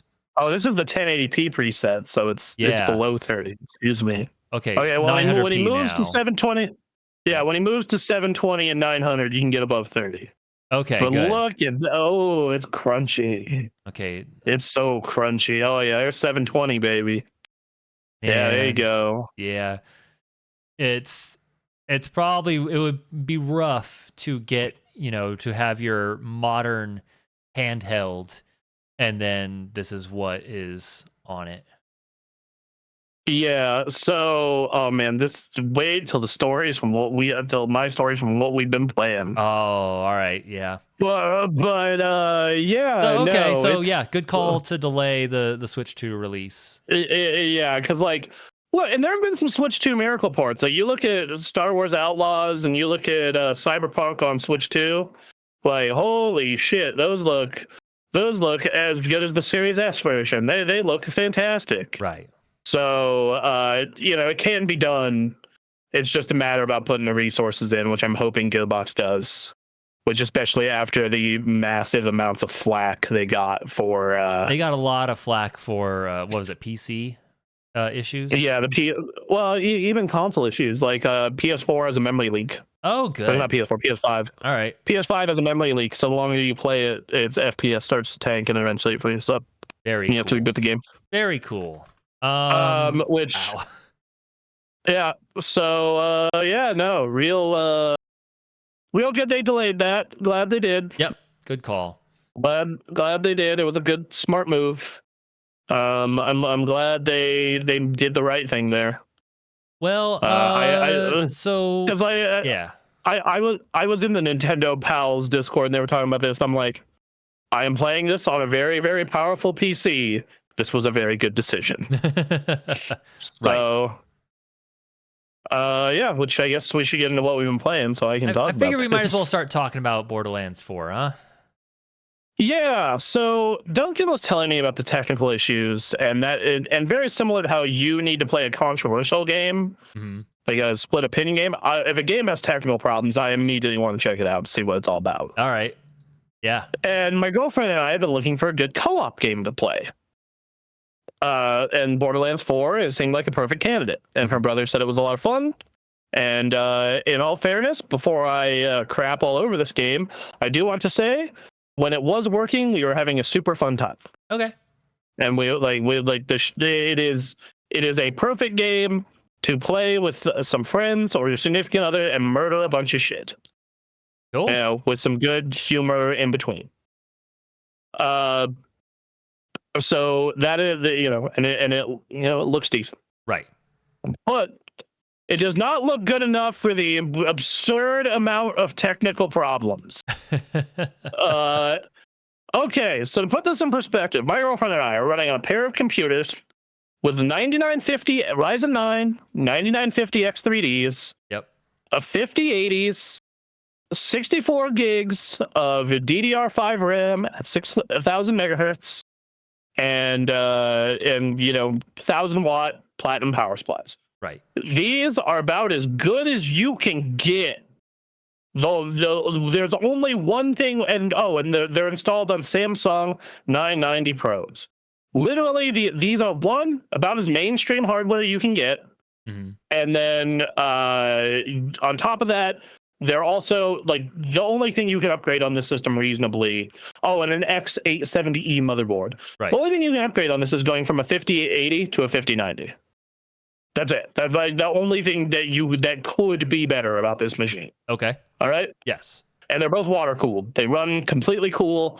Maxing this system out, putting it on a heavy load, the highest I will get is 75 degrees Celsius. All right. So they're like that's really cool. Like the hot is like 80 plus. So I just know how much like work you went into researching, putting this machine together, the money you saved specifically to not deal with you wanted your games to run as smooth and as high as possible. Yes. Yep, absolutely. Which makes this very funny. So, and every game I have played until this one has. Every single game I have played at native 1440p, 60 FPS, completely maxed out, runs great. Right. Including the not performing great Metal Gear remake. Right? Yeah. Like, at 4K, it's iffier, like when I hook to the TV, but on the monitor, 1440p, it's perfect. Right.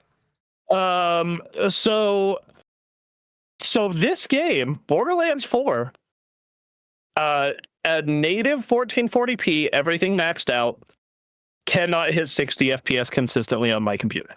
Man. It cannot. And Randy Pitchford, you telling people like, oh, just go fuck around in your settings. With this kind of computer, I shouldn't have to. Right. Fuck off. Yeah. Fuck off. That's my response to that. Fuck off. Like that's my response. Is like, oh, you have all the tools and settings to tweet with. This game does not look good enough for for like the way that it runs. And then if I turn on DLSS quality and I switch it to one of the performance modes for DLSS, yes, easy, you can get 70, 80, etc. It's just that then you run into the problems of DLSS. You'll get ghosting, you'll get other small hiccups here and there. Yeah. But the DLSS so far from what I've tested seems fine. I haven't run into big problems when I use it, but It's definitely like, notable. But that's not the only problem. If the performance, like, it's still playable, and I get still around 60. Like, I get 55 to 65, and it fluctuates a lot. But I can get around it native, and if I turn on DLSS quality mode, it's perfect. Okay. Right? Like, it's fine. Except it crashes. The game crashes. Good. The game, I booted up the game. So we went to play it on Friday. Friday was kind of our day to relax. We got some stuff done, and then we're like, let's play Borderlands. And the game tries to boot. It crashes because I'm not running Steam in admin mode. So I close out of Steam, right click, run as administrator, boot up the game, crashes immediately. Great, love it. Load up the game again, and runs fine. And we get about an hour into playing, maybe a little more, and we get to a boss fight. My girlfriend's game crashes. Oh, good. She loads back into the game, fights the boss for about a minute with me, crashes again. Fights the boss with me some more, crashes again. She's like, okay, I'm gonna disable. And I ask her, like, okay, what about background processes? She disables every background process, right? Like, she gets rid of NVIDIA Broadcast, gets rid of gets rid of wallpaper engine, everything. Crashes again. And then it runs fine the rest of the session. But I'm just like, yeah, and this should not be happening on this kind of machine. Now, in all fairness, I went into her computer settings in her BIOS and I tweaked some shit just to be like sure. And there was one setting that, okay, this definitely could have caused an issue, so I'm glad I found it and fixed it. But like, that shouldn't be happening, especially when she is running Sims and Minecraft with 1 billion mods fully maxed out. She's running Cyberpunk max settings fully maxed out with psychopath ray tracing, whatever that is called again. So to sit here and like blame it on the user, which is very much what he was doing in those posts last week. Right. Randy Pitchford can go right fuck himself. Yeah. Very, very. Like Randy Pitchford can very right go fuck himself. So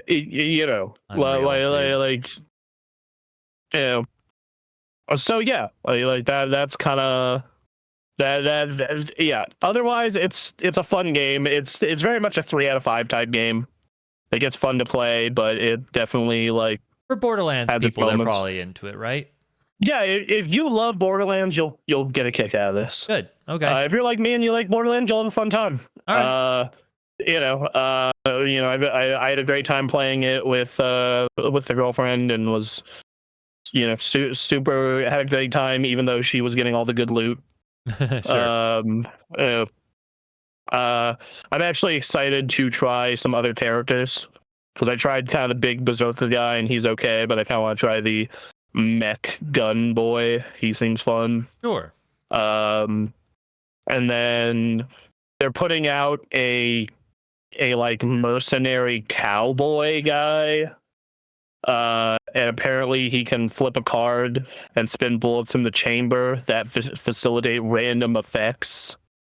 And he looks like a fucking cowboy meets Van Helsing. Okay. Looks awesome. He's a robot. All right. Looks so fucking cool. Yeah. His name is Cash. But the A is a 4. Sure. This is his robot.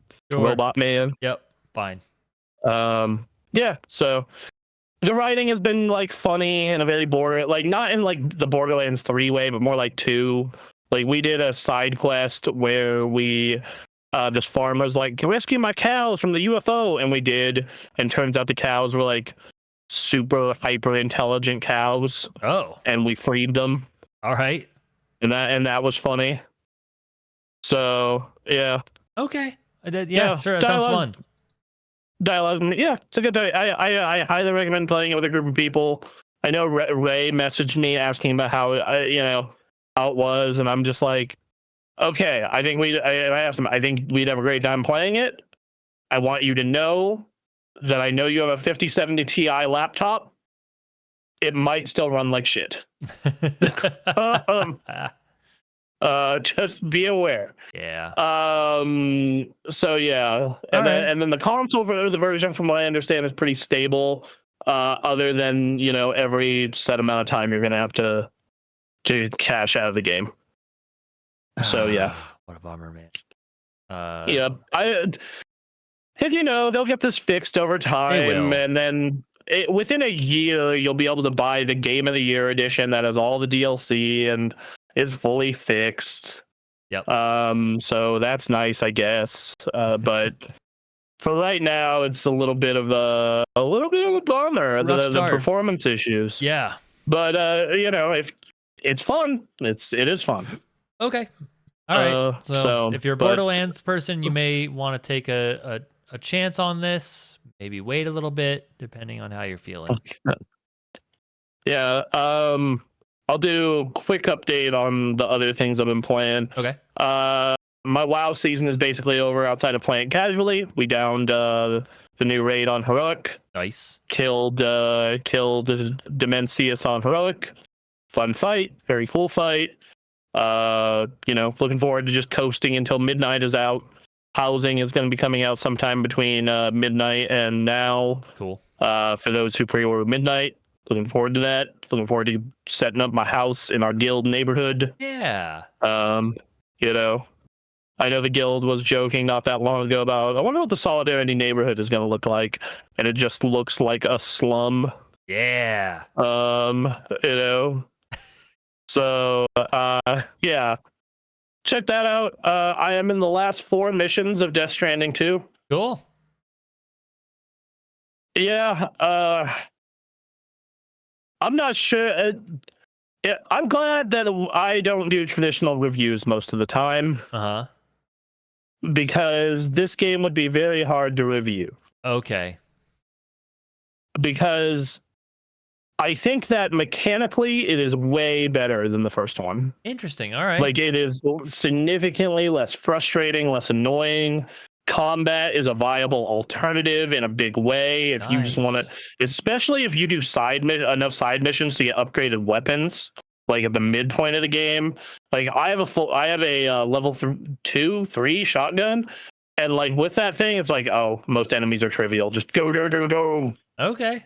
Huh. Fucking going in there like the goddamn Terminator, just fine. So that's been cool.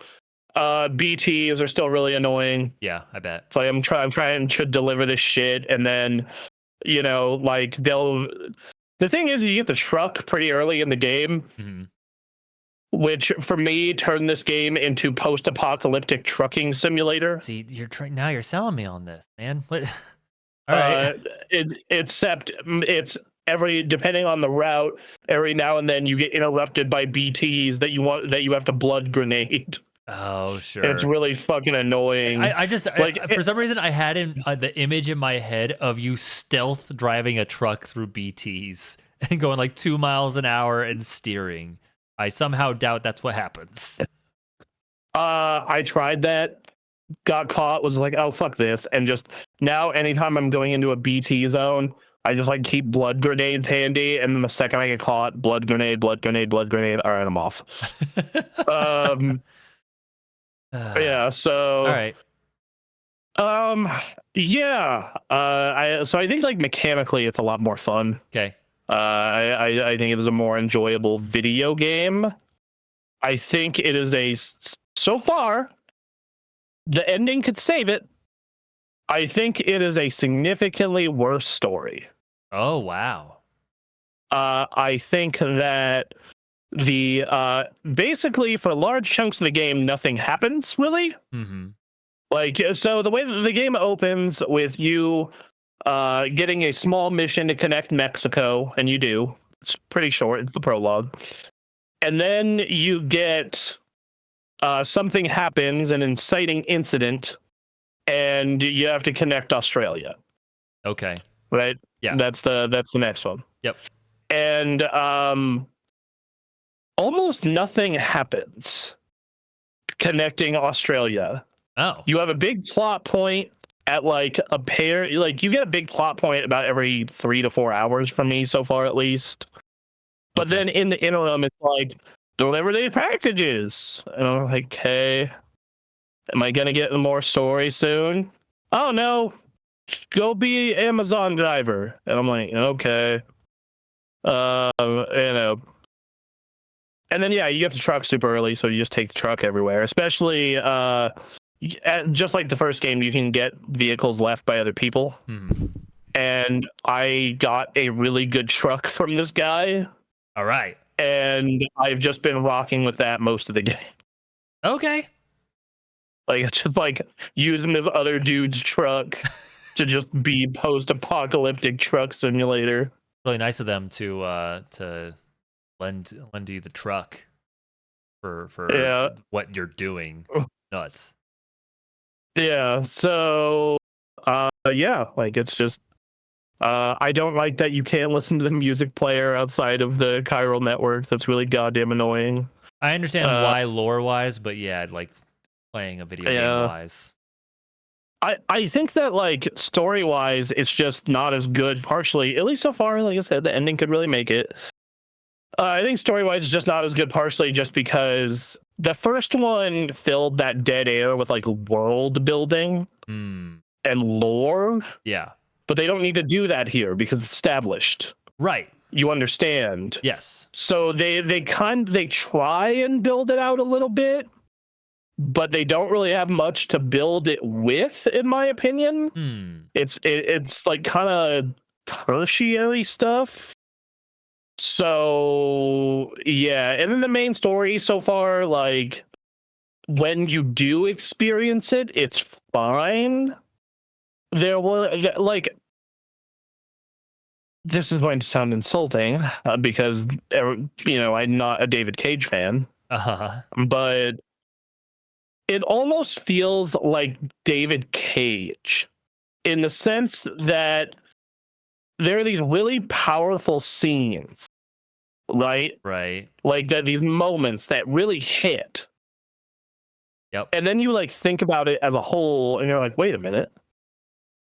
Or like you think about, or it'll be fine, but then like nothing will happen for like 2 to 4 hours again. Right. And then it has the Kojima problem, of course, of most of the characters feel like they're talking at each other, not with each other. Yeah. And then the fact that the Norman, Sam is basically barely a character. Right. That's still a problem.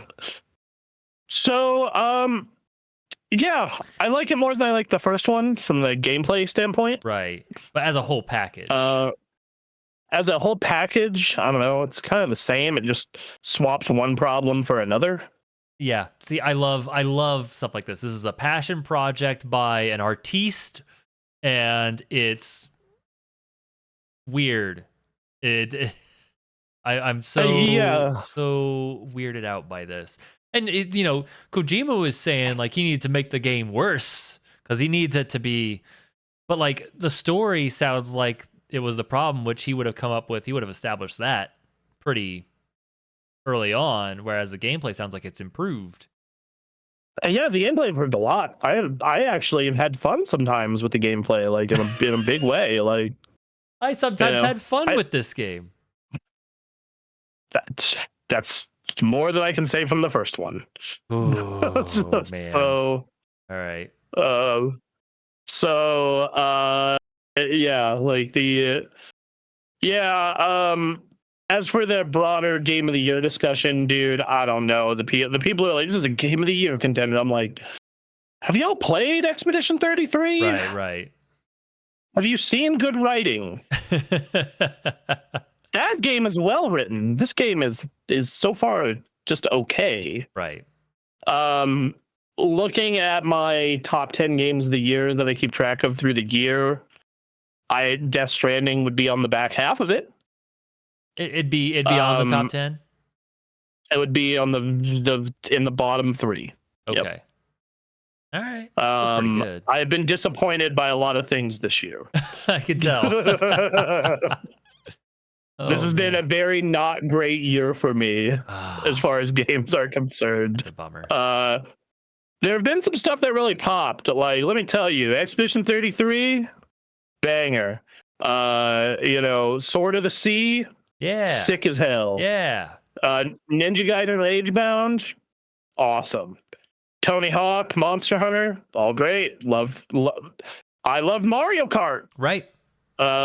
It's so yeah, but like, man, I keep track of everything I touch in a year. And I didn't. Mind's Eye was terrible. Splitgate 2 was disappointing. Madden and NCA were buggy nightmares. Yeah.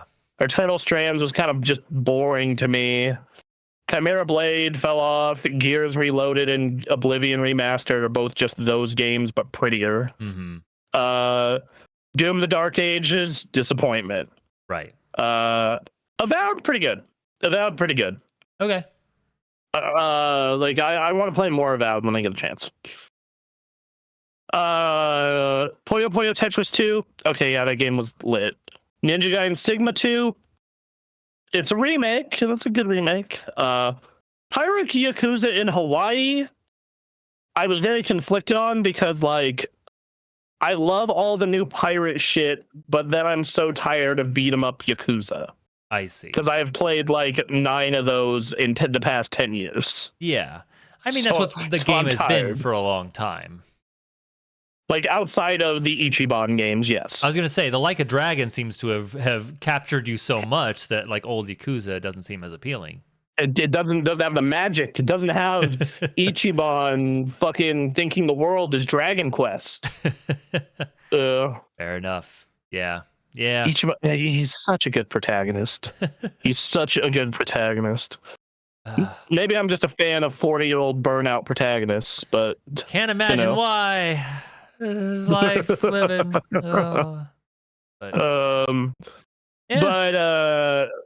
So I think that I think that it's an improvement so far. I want to finish it and then get back to you, because I have this friend who's like, I can't wait for you to see the ending. It's one of my favorite games of the year. The story, the way it ends, the twist, and I'm like, all right, man, I'll trust you. Yeah, I don't know. And then the last thing I played was Sonic Cross Worlds Racing. Oh, okay. I finished all the Grand Prix and I got gold on their equivalent of 100cc, and I'm working on 150cc. It's fine. It's probably my least favorite out of the three arcade racers I've played this year. Mm-hmm. I don't like it as much as I like Fast Fusion or Mario Kart, which I know I'm in the minority in that. Sure. I don't think the driving feels as good. That's kind of my first big complaint. Okay. As I don't think the driving feels nearly as good. Well, that's a problem for a driving game. I'm gonna say as Mario Kart. Like it feels fine. But I do like how they give you more customization of your cart. Like, there's a lot of cart customization unlocks, right? But I've seen people customize, like, the customization of carts actually seems like really interesting.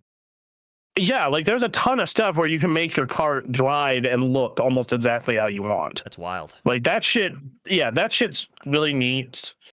You can grind tickets to get emblems and skins, but it just kind of feels like you're grinding the races over and over and over again to do that. Okay. Which, and it just has less tracks than Mario Kart. It has less tracks. It has less characters. It has it has a very limited number of skins for those characters. Okay. Like, you unlock skins by giving characters drive tickets that you get by doing races and content. And you'll get like this, kind of translucent skin for different characters and whatnot. But yeah, and it's gonna take you forever to get all the currency. It's I can't help but think of, like, this is Sonic fans just want Sonic stuff, and I think this is one of the games that like people really talk highly of these kart racers, especially after the last installation. Yeah. And so I think Sonic fans just looking for Sonic stuff to do, I think they're going to have a good time with this. Yeah, like they like when you get to the it just has like elements of like it feels like it was almost meant to be a free to play game. I wouldn't be surprised. Like like it because there's plenty of kart customization that you unlock through grinding drive tickets, which you do by completing Grand Prix and time trials. And then you have what is it? And then you unlock Supersonic by beating all your rivals once. Right. And Supersonic is just Sonic but invincible and gold. And the way they do the races, so there's 3 races in a Grand Prix. Yep.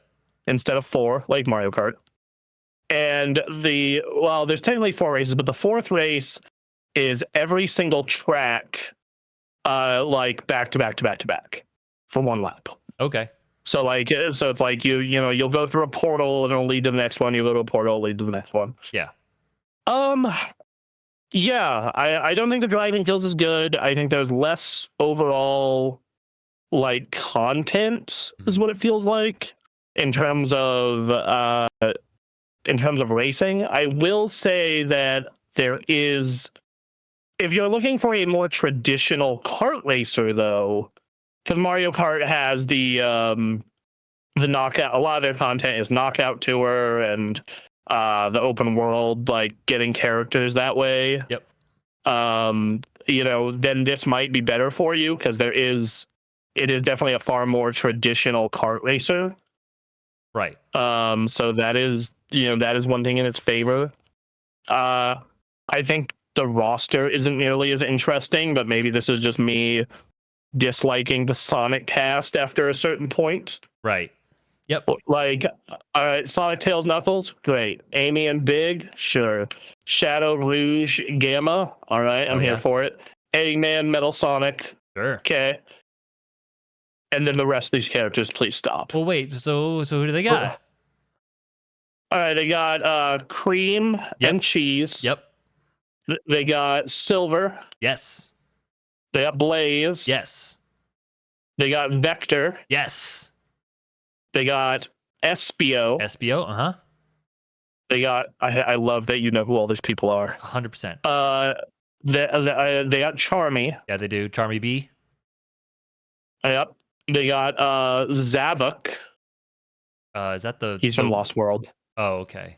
He's the Devil Man from Lost World. Gotcha. They got Zaz, who I also think is from Lost World. Okay.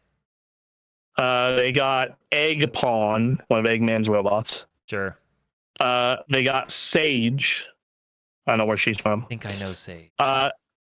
They got Jet from Sonic Riders, I believe. Oh, they Green? Yeah, he's green. Okay, yeah. Green Bird Man. They got Wave, which is female bird lady. Cool. Then they got Storm, who is like big, but an angry penguin man. Sure. They got Werehog. Yes, definitely Werehog. Yep. They got pilot cyborg versions of Sonic, Knuckles, and Amy, which are Nine, Dread, and Rusty Rose. Must be a lore reason then if there's no Tails. Well, no, it's Tails, Knuckles, and Amy. No Sonic. I see. Yeah. Sonic Prime. Okay. Yeah, and then Hatsune Miku. Yes, guest characters. Yep. And then the guest characters that are coming next month is Joker. Month after that is Ichiban, which that's who I care about. You should look into Vector. I think Vector's cool. I mean, he does look. He looks all right. He's a cool guy. But they got Steve and Alex from Minecraft coming. Creeper, SpongeBob, and Patrick. Yeah. All right. Sure. I absolutely hate that they are putting the store characters on here. Like, Yep. It feels, this game is $70, Mm-hmm. and it feels somewhat content dry. And then they're selling you a $20 season pass, Right. Which, take that how you will. Yeah, I don't know. It's that's going to include the SpongeBob pack, the Minecraft pack, Pac-Man pack, the Mega Man pack, and then 2 more packs that they haven't said what they are. I think I saw in the trailer here So, one of them's Avatar. Yeah, one of them is Avatar and one of them's TMNT. Man, so, yeah. So, I think these games are, near to celebrated as Sonic at this point. So I understand them going hard. They're going pretty ham into this. I just enjoyed Mario Kart and Fast Fusion more. Right, yeah. That's kind of where I'm at. I enjoyed Mario Kart and Fast Fusion more. And I totally get it. But yeah, so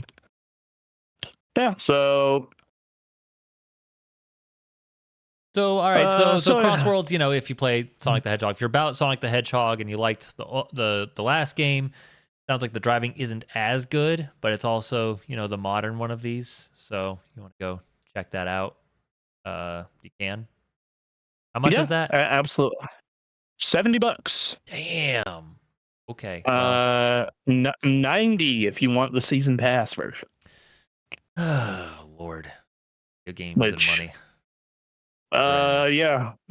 No, it's kind of crazy that you can get Split Fiction and Tokyo Extreme Racer for $10 more than you can get Sonic and all of its DLC. Amazing, right? Yeah. That's nuts. So yeah, you played a little game called Skate. So, I don't want to spend too much time on this, but I've been, when I've had time, I've been playing this. Skate is a game, franchise close to my heart. It is one of those, like, Skate 2 is my desert island game. I could just sit down and play that game and just go through the story over and over again and just roll around. They finally have come out in early access with this, and thankfully, because it's on PS5, I'm just here in the game now.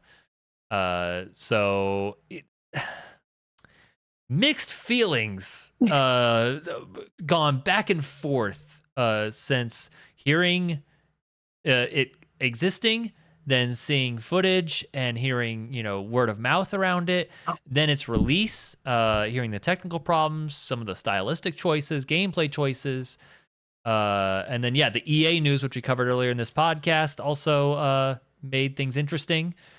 But the big thing I'm going to say is they got 2 of the most important things of Skate down, which is it feels good to skate. The flick it system's there and does all the things you need to do. And they got the open world down. This open world is what you want from a skate game. All right. That part is good. So for me, the very base elements, they did it, and I'm super happy about that. People have had problems with the character. The character customization, they say, is very Sims looking, or just doesn't look like Skate. Skate tried to go for a little more realism, and this goes slightly cartoonish, slightly exaggerated features, and people aren't thrilled with that. Some people have described the whole vibe of this game as like skateboarding suffering from corporate capture. Sure. Which that was my impression from everything I've seen from it. Yes. So the big problem in terms of that vibe is the writing and the voice acting for the characters in this is rough. They stated that this is not a sequel, except they use multiple characters from the old games as like ambassadors for different neighborhoods. And they created all new art for them, so they look different.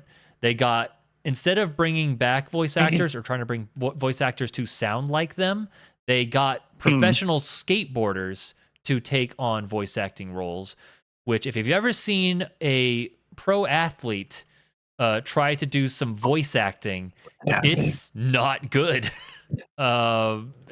It All feels right. lifeless, feels inauthentic.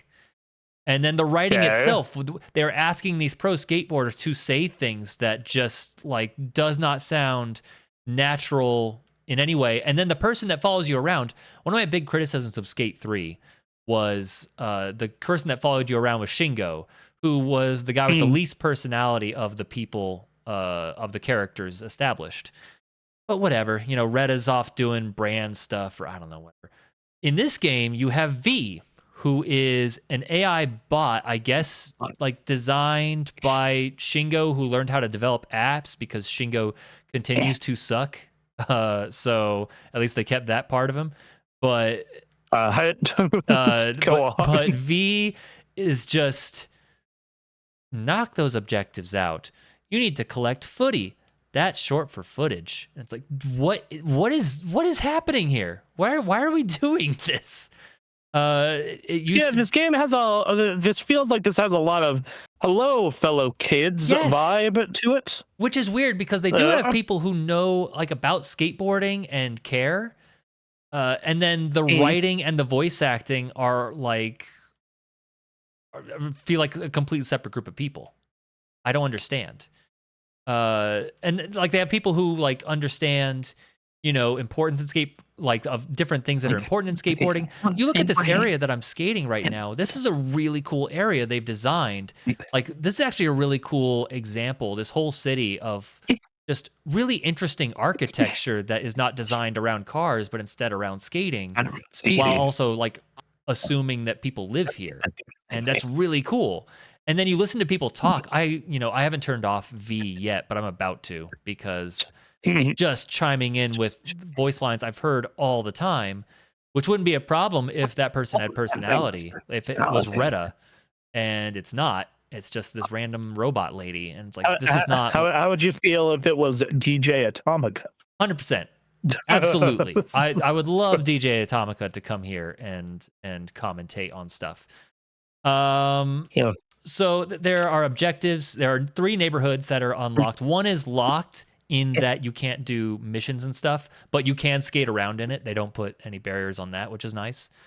They have fast travel points. They have lines, spots to own, little crash test stuff, and I think they have a session mark with ramps. And so you have these 4 different game types, and you are earning rep or a currency for each neighborhood to level up your rep in each neighborhood, which unlocks items and things.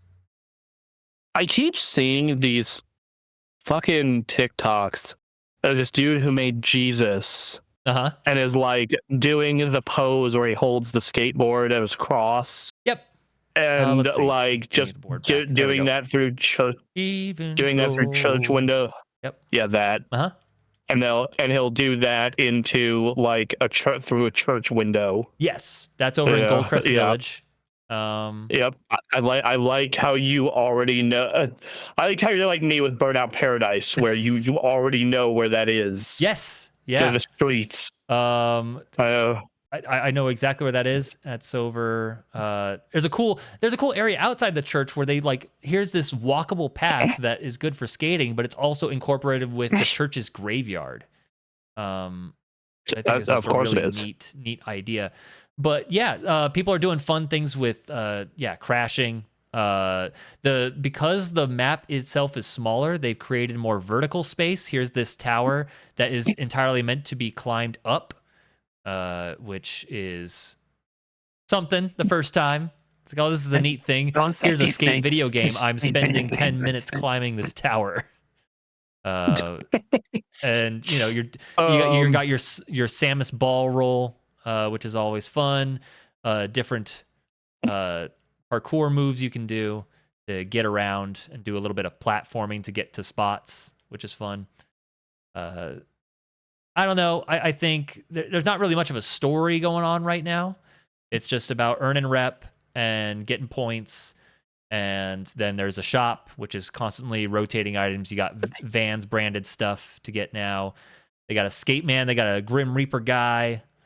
And then they're constantly, rotating things as well. Because again, this is about making money. Let's be honest about what this is. They made it free to play. You buy stuff. Yeah, I was about to say, like, it's free to play, man. That's what it's for. That's what it's for. They'll like log into Marvel Rivals today, and boy howdy, they really want me to buy stuff. Yep. And that's the thing. That's what made me worried about. Partially worried about the EA story is like, I just don't think. I think there's a way to break even and even be profitable, but I think for a company that is trying to get the most profit out of it, like this game does not survive.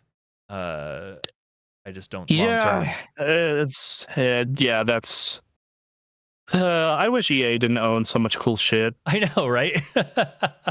Like every time I think about, I want a new Burnout, and I just like see a monkey's paw curl somewhere. Yep.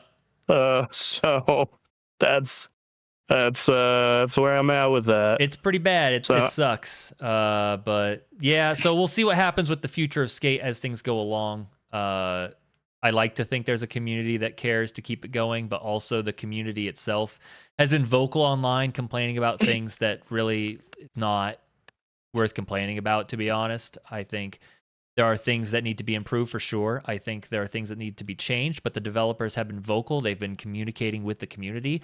They were concerned about the way characters looked and sounded, and they said, hey, this is a work in progress. We could change this. And I think, will they? I don't know. But like them saying like, hey, we're open to that is cool. Yeah. Fair. I don't know. I think this game is super cool. I'm really enjoying it. I think there's a lot of things that need to be improved. I think there are things that they are going to be adding that need to be added to really making this into the game it can be. But I'm super down with what I've played so far. I'm worried about its future. The community and its ongoing development is going to be interesting to follow. But I'm down. I will say one thing that's been kind of rough is you can have, I believe the server limit is 150 players on a map, on a server.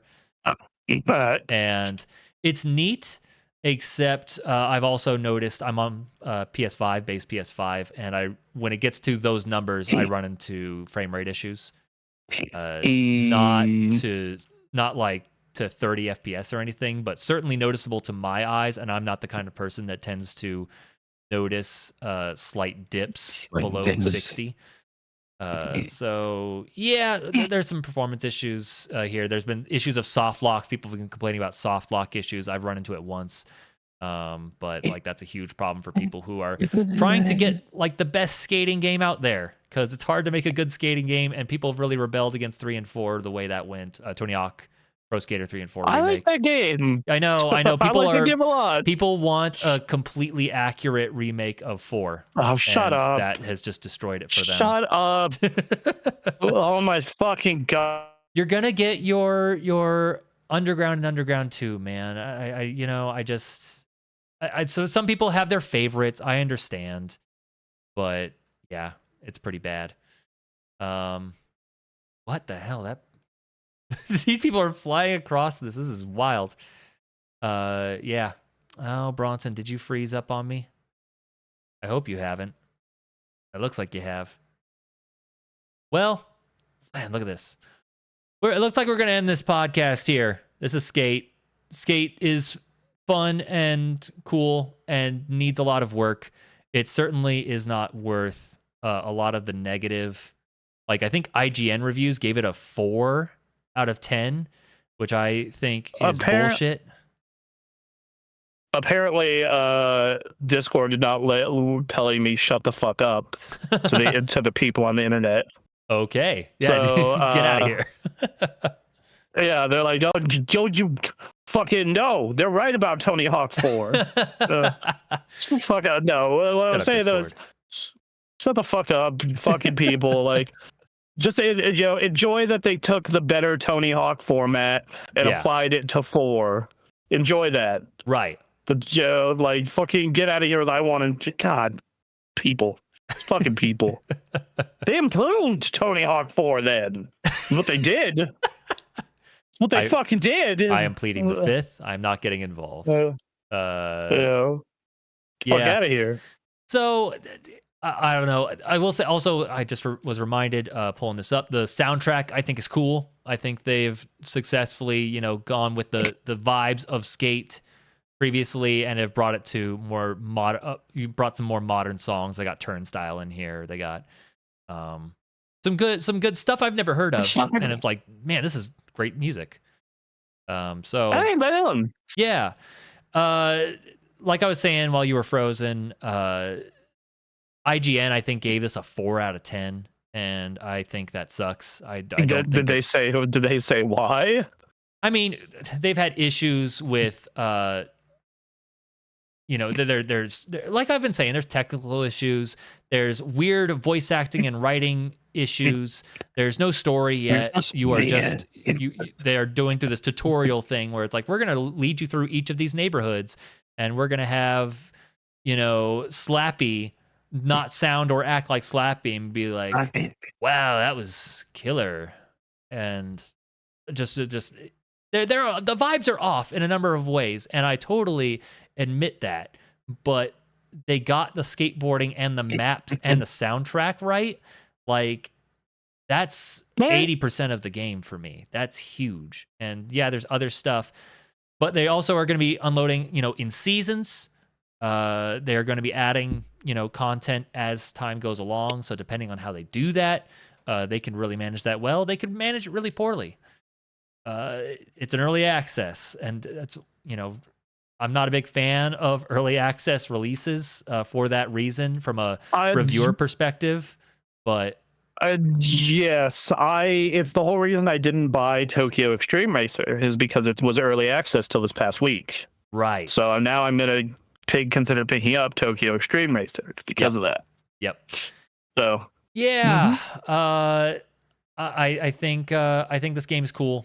And if you're into skateboarding, if you're trying to find a skateboarding game to play, if the Tony Hawk remakes are not doing it for you, or it's just like old, like that's understandable. Then you've got Skater XL and Session, which are acquired tastes, and to get the most out of it, you have to really be comfortable with the mod scene. Like, you really need to be understanding how to install mods and make the most of that. And then beyond that, it's like Skatebird and I don't know, Ollie Ollie. There are people trying to make skate games, and with more or less, decent success, decent failures. This is the game this is Skate. They made Skate. It's not, you don't have Retta, you don't have like the story mode, and that sucks for its own reasons. But if you want to just roll around and have a decent game of Skate, you can do it here. So, yeah. So I was not a big Skate guy, but I'll give it a look probably. It's free to play, man. I wouldn't do it on PC because EA anti-cheat, but oh, god damn it. Well, I have to install that shit because of Battlefield anyway. Oh, really? God yeah, that's damn right. It. Yep. Oh, well. God damn it.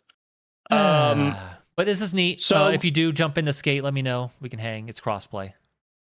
Yeah, I'm currently, so this is my games list for the upcoming month, is what I'm going to be playing is Shinobi Art of Vengeance. Mm-hmm.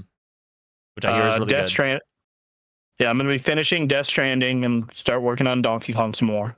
Okay. I've started Donkey Kong, just haven't really worked in it too much. Metal Gear Solid 3 Snake Eater, the remake. Phoebe and I are playing Borderlands. I probably should just give up on Blueprints at this point. I've tried, man. I've tried so many times with Blueprints. It's just not. It's not for me. This is for smart people who enjoy puzzles. Right? Yeah. This is for people who are smarter than I. And then I've started Silk Song, but I don't. I like Metroidvanias a lot. Mm-hmm. I don't like Metroidvanias that involve currency farming as part of the core experience, and that's what this game has. Yep. So, and that's kind of what killed the first Hollow Knight for me. And then Ghost of Yotei is out on, I believe it's Thursday.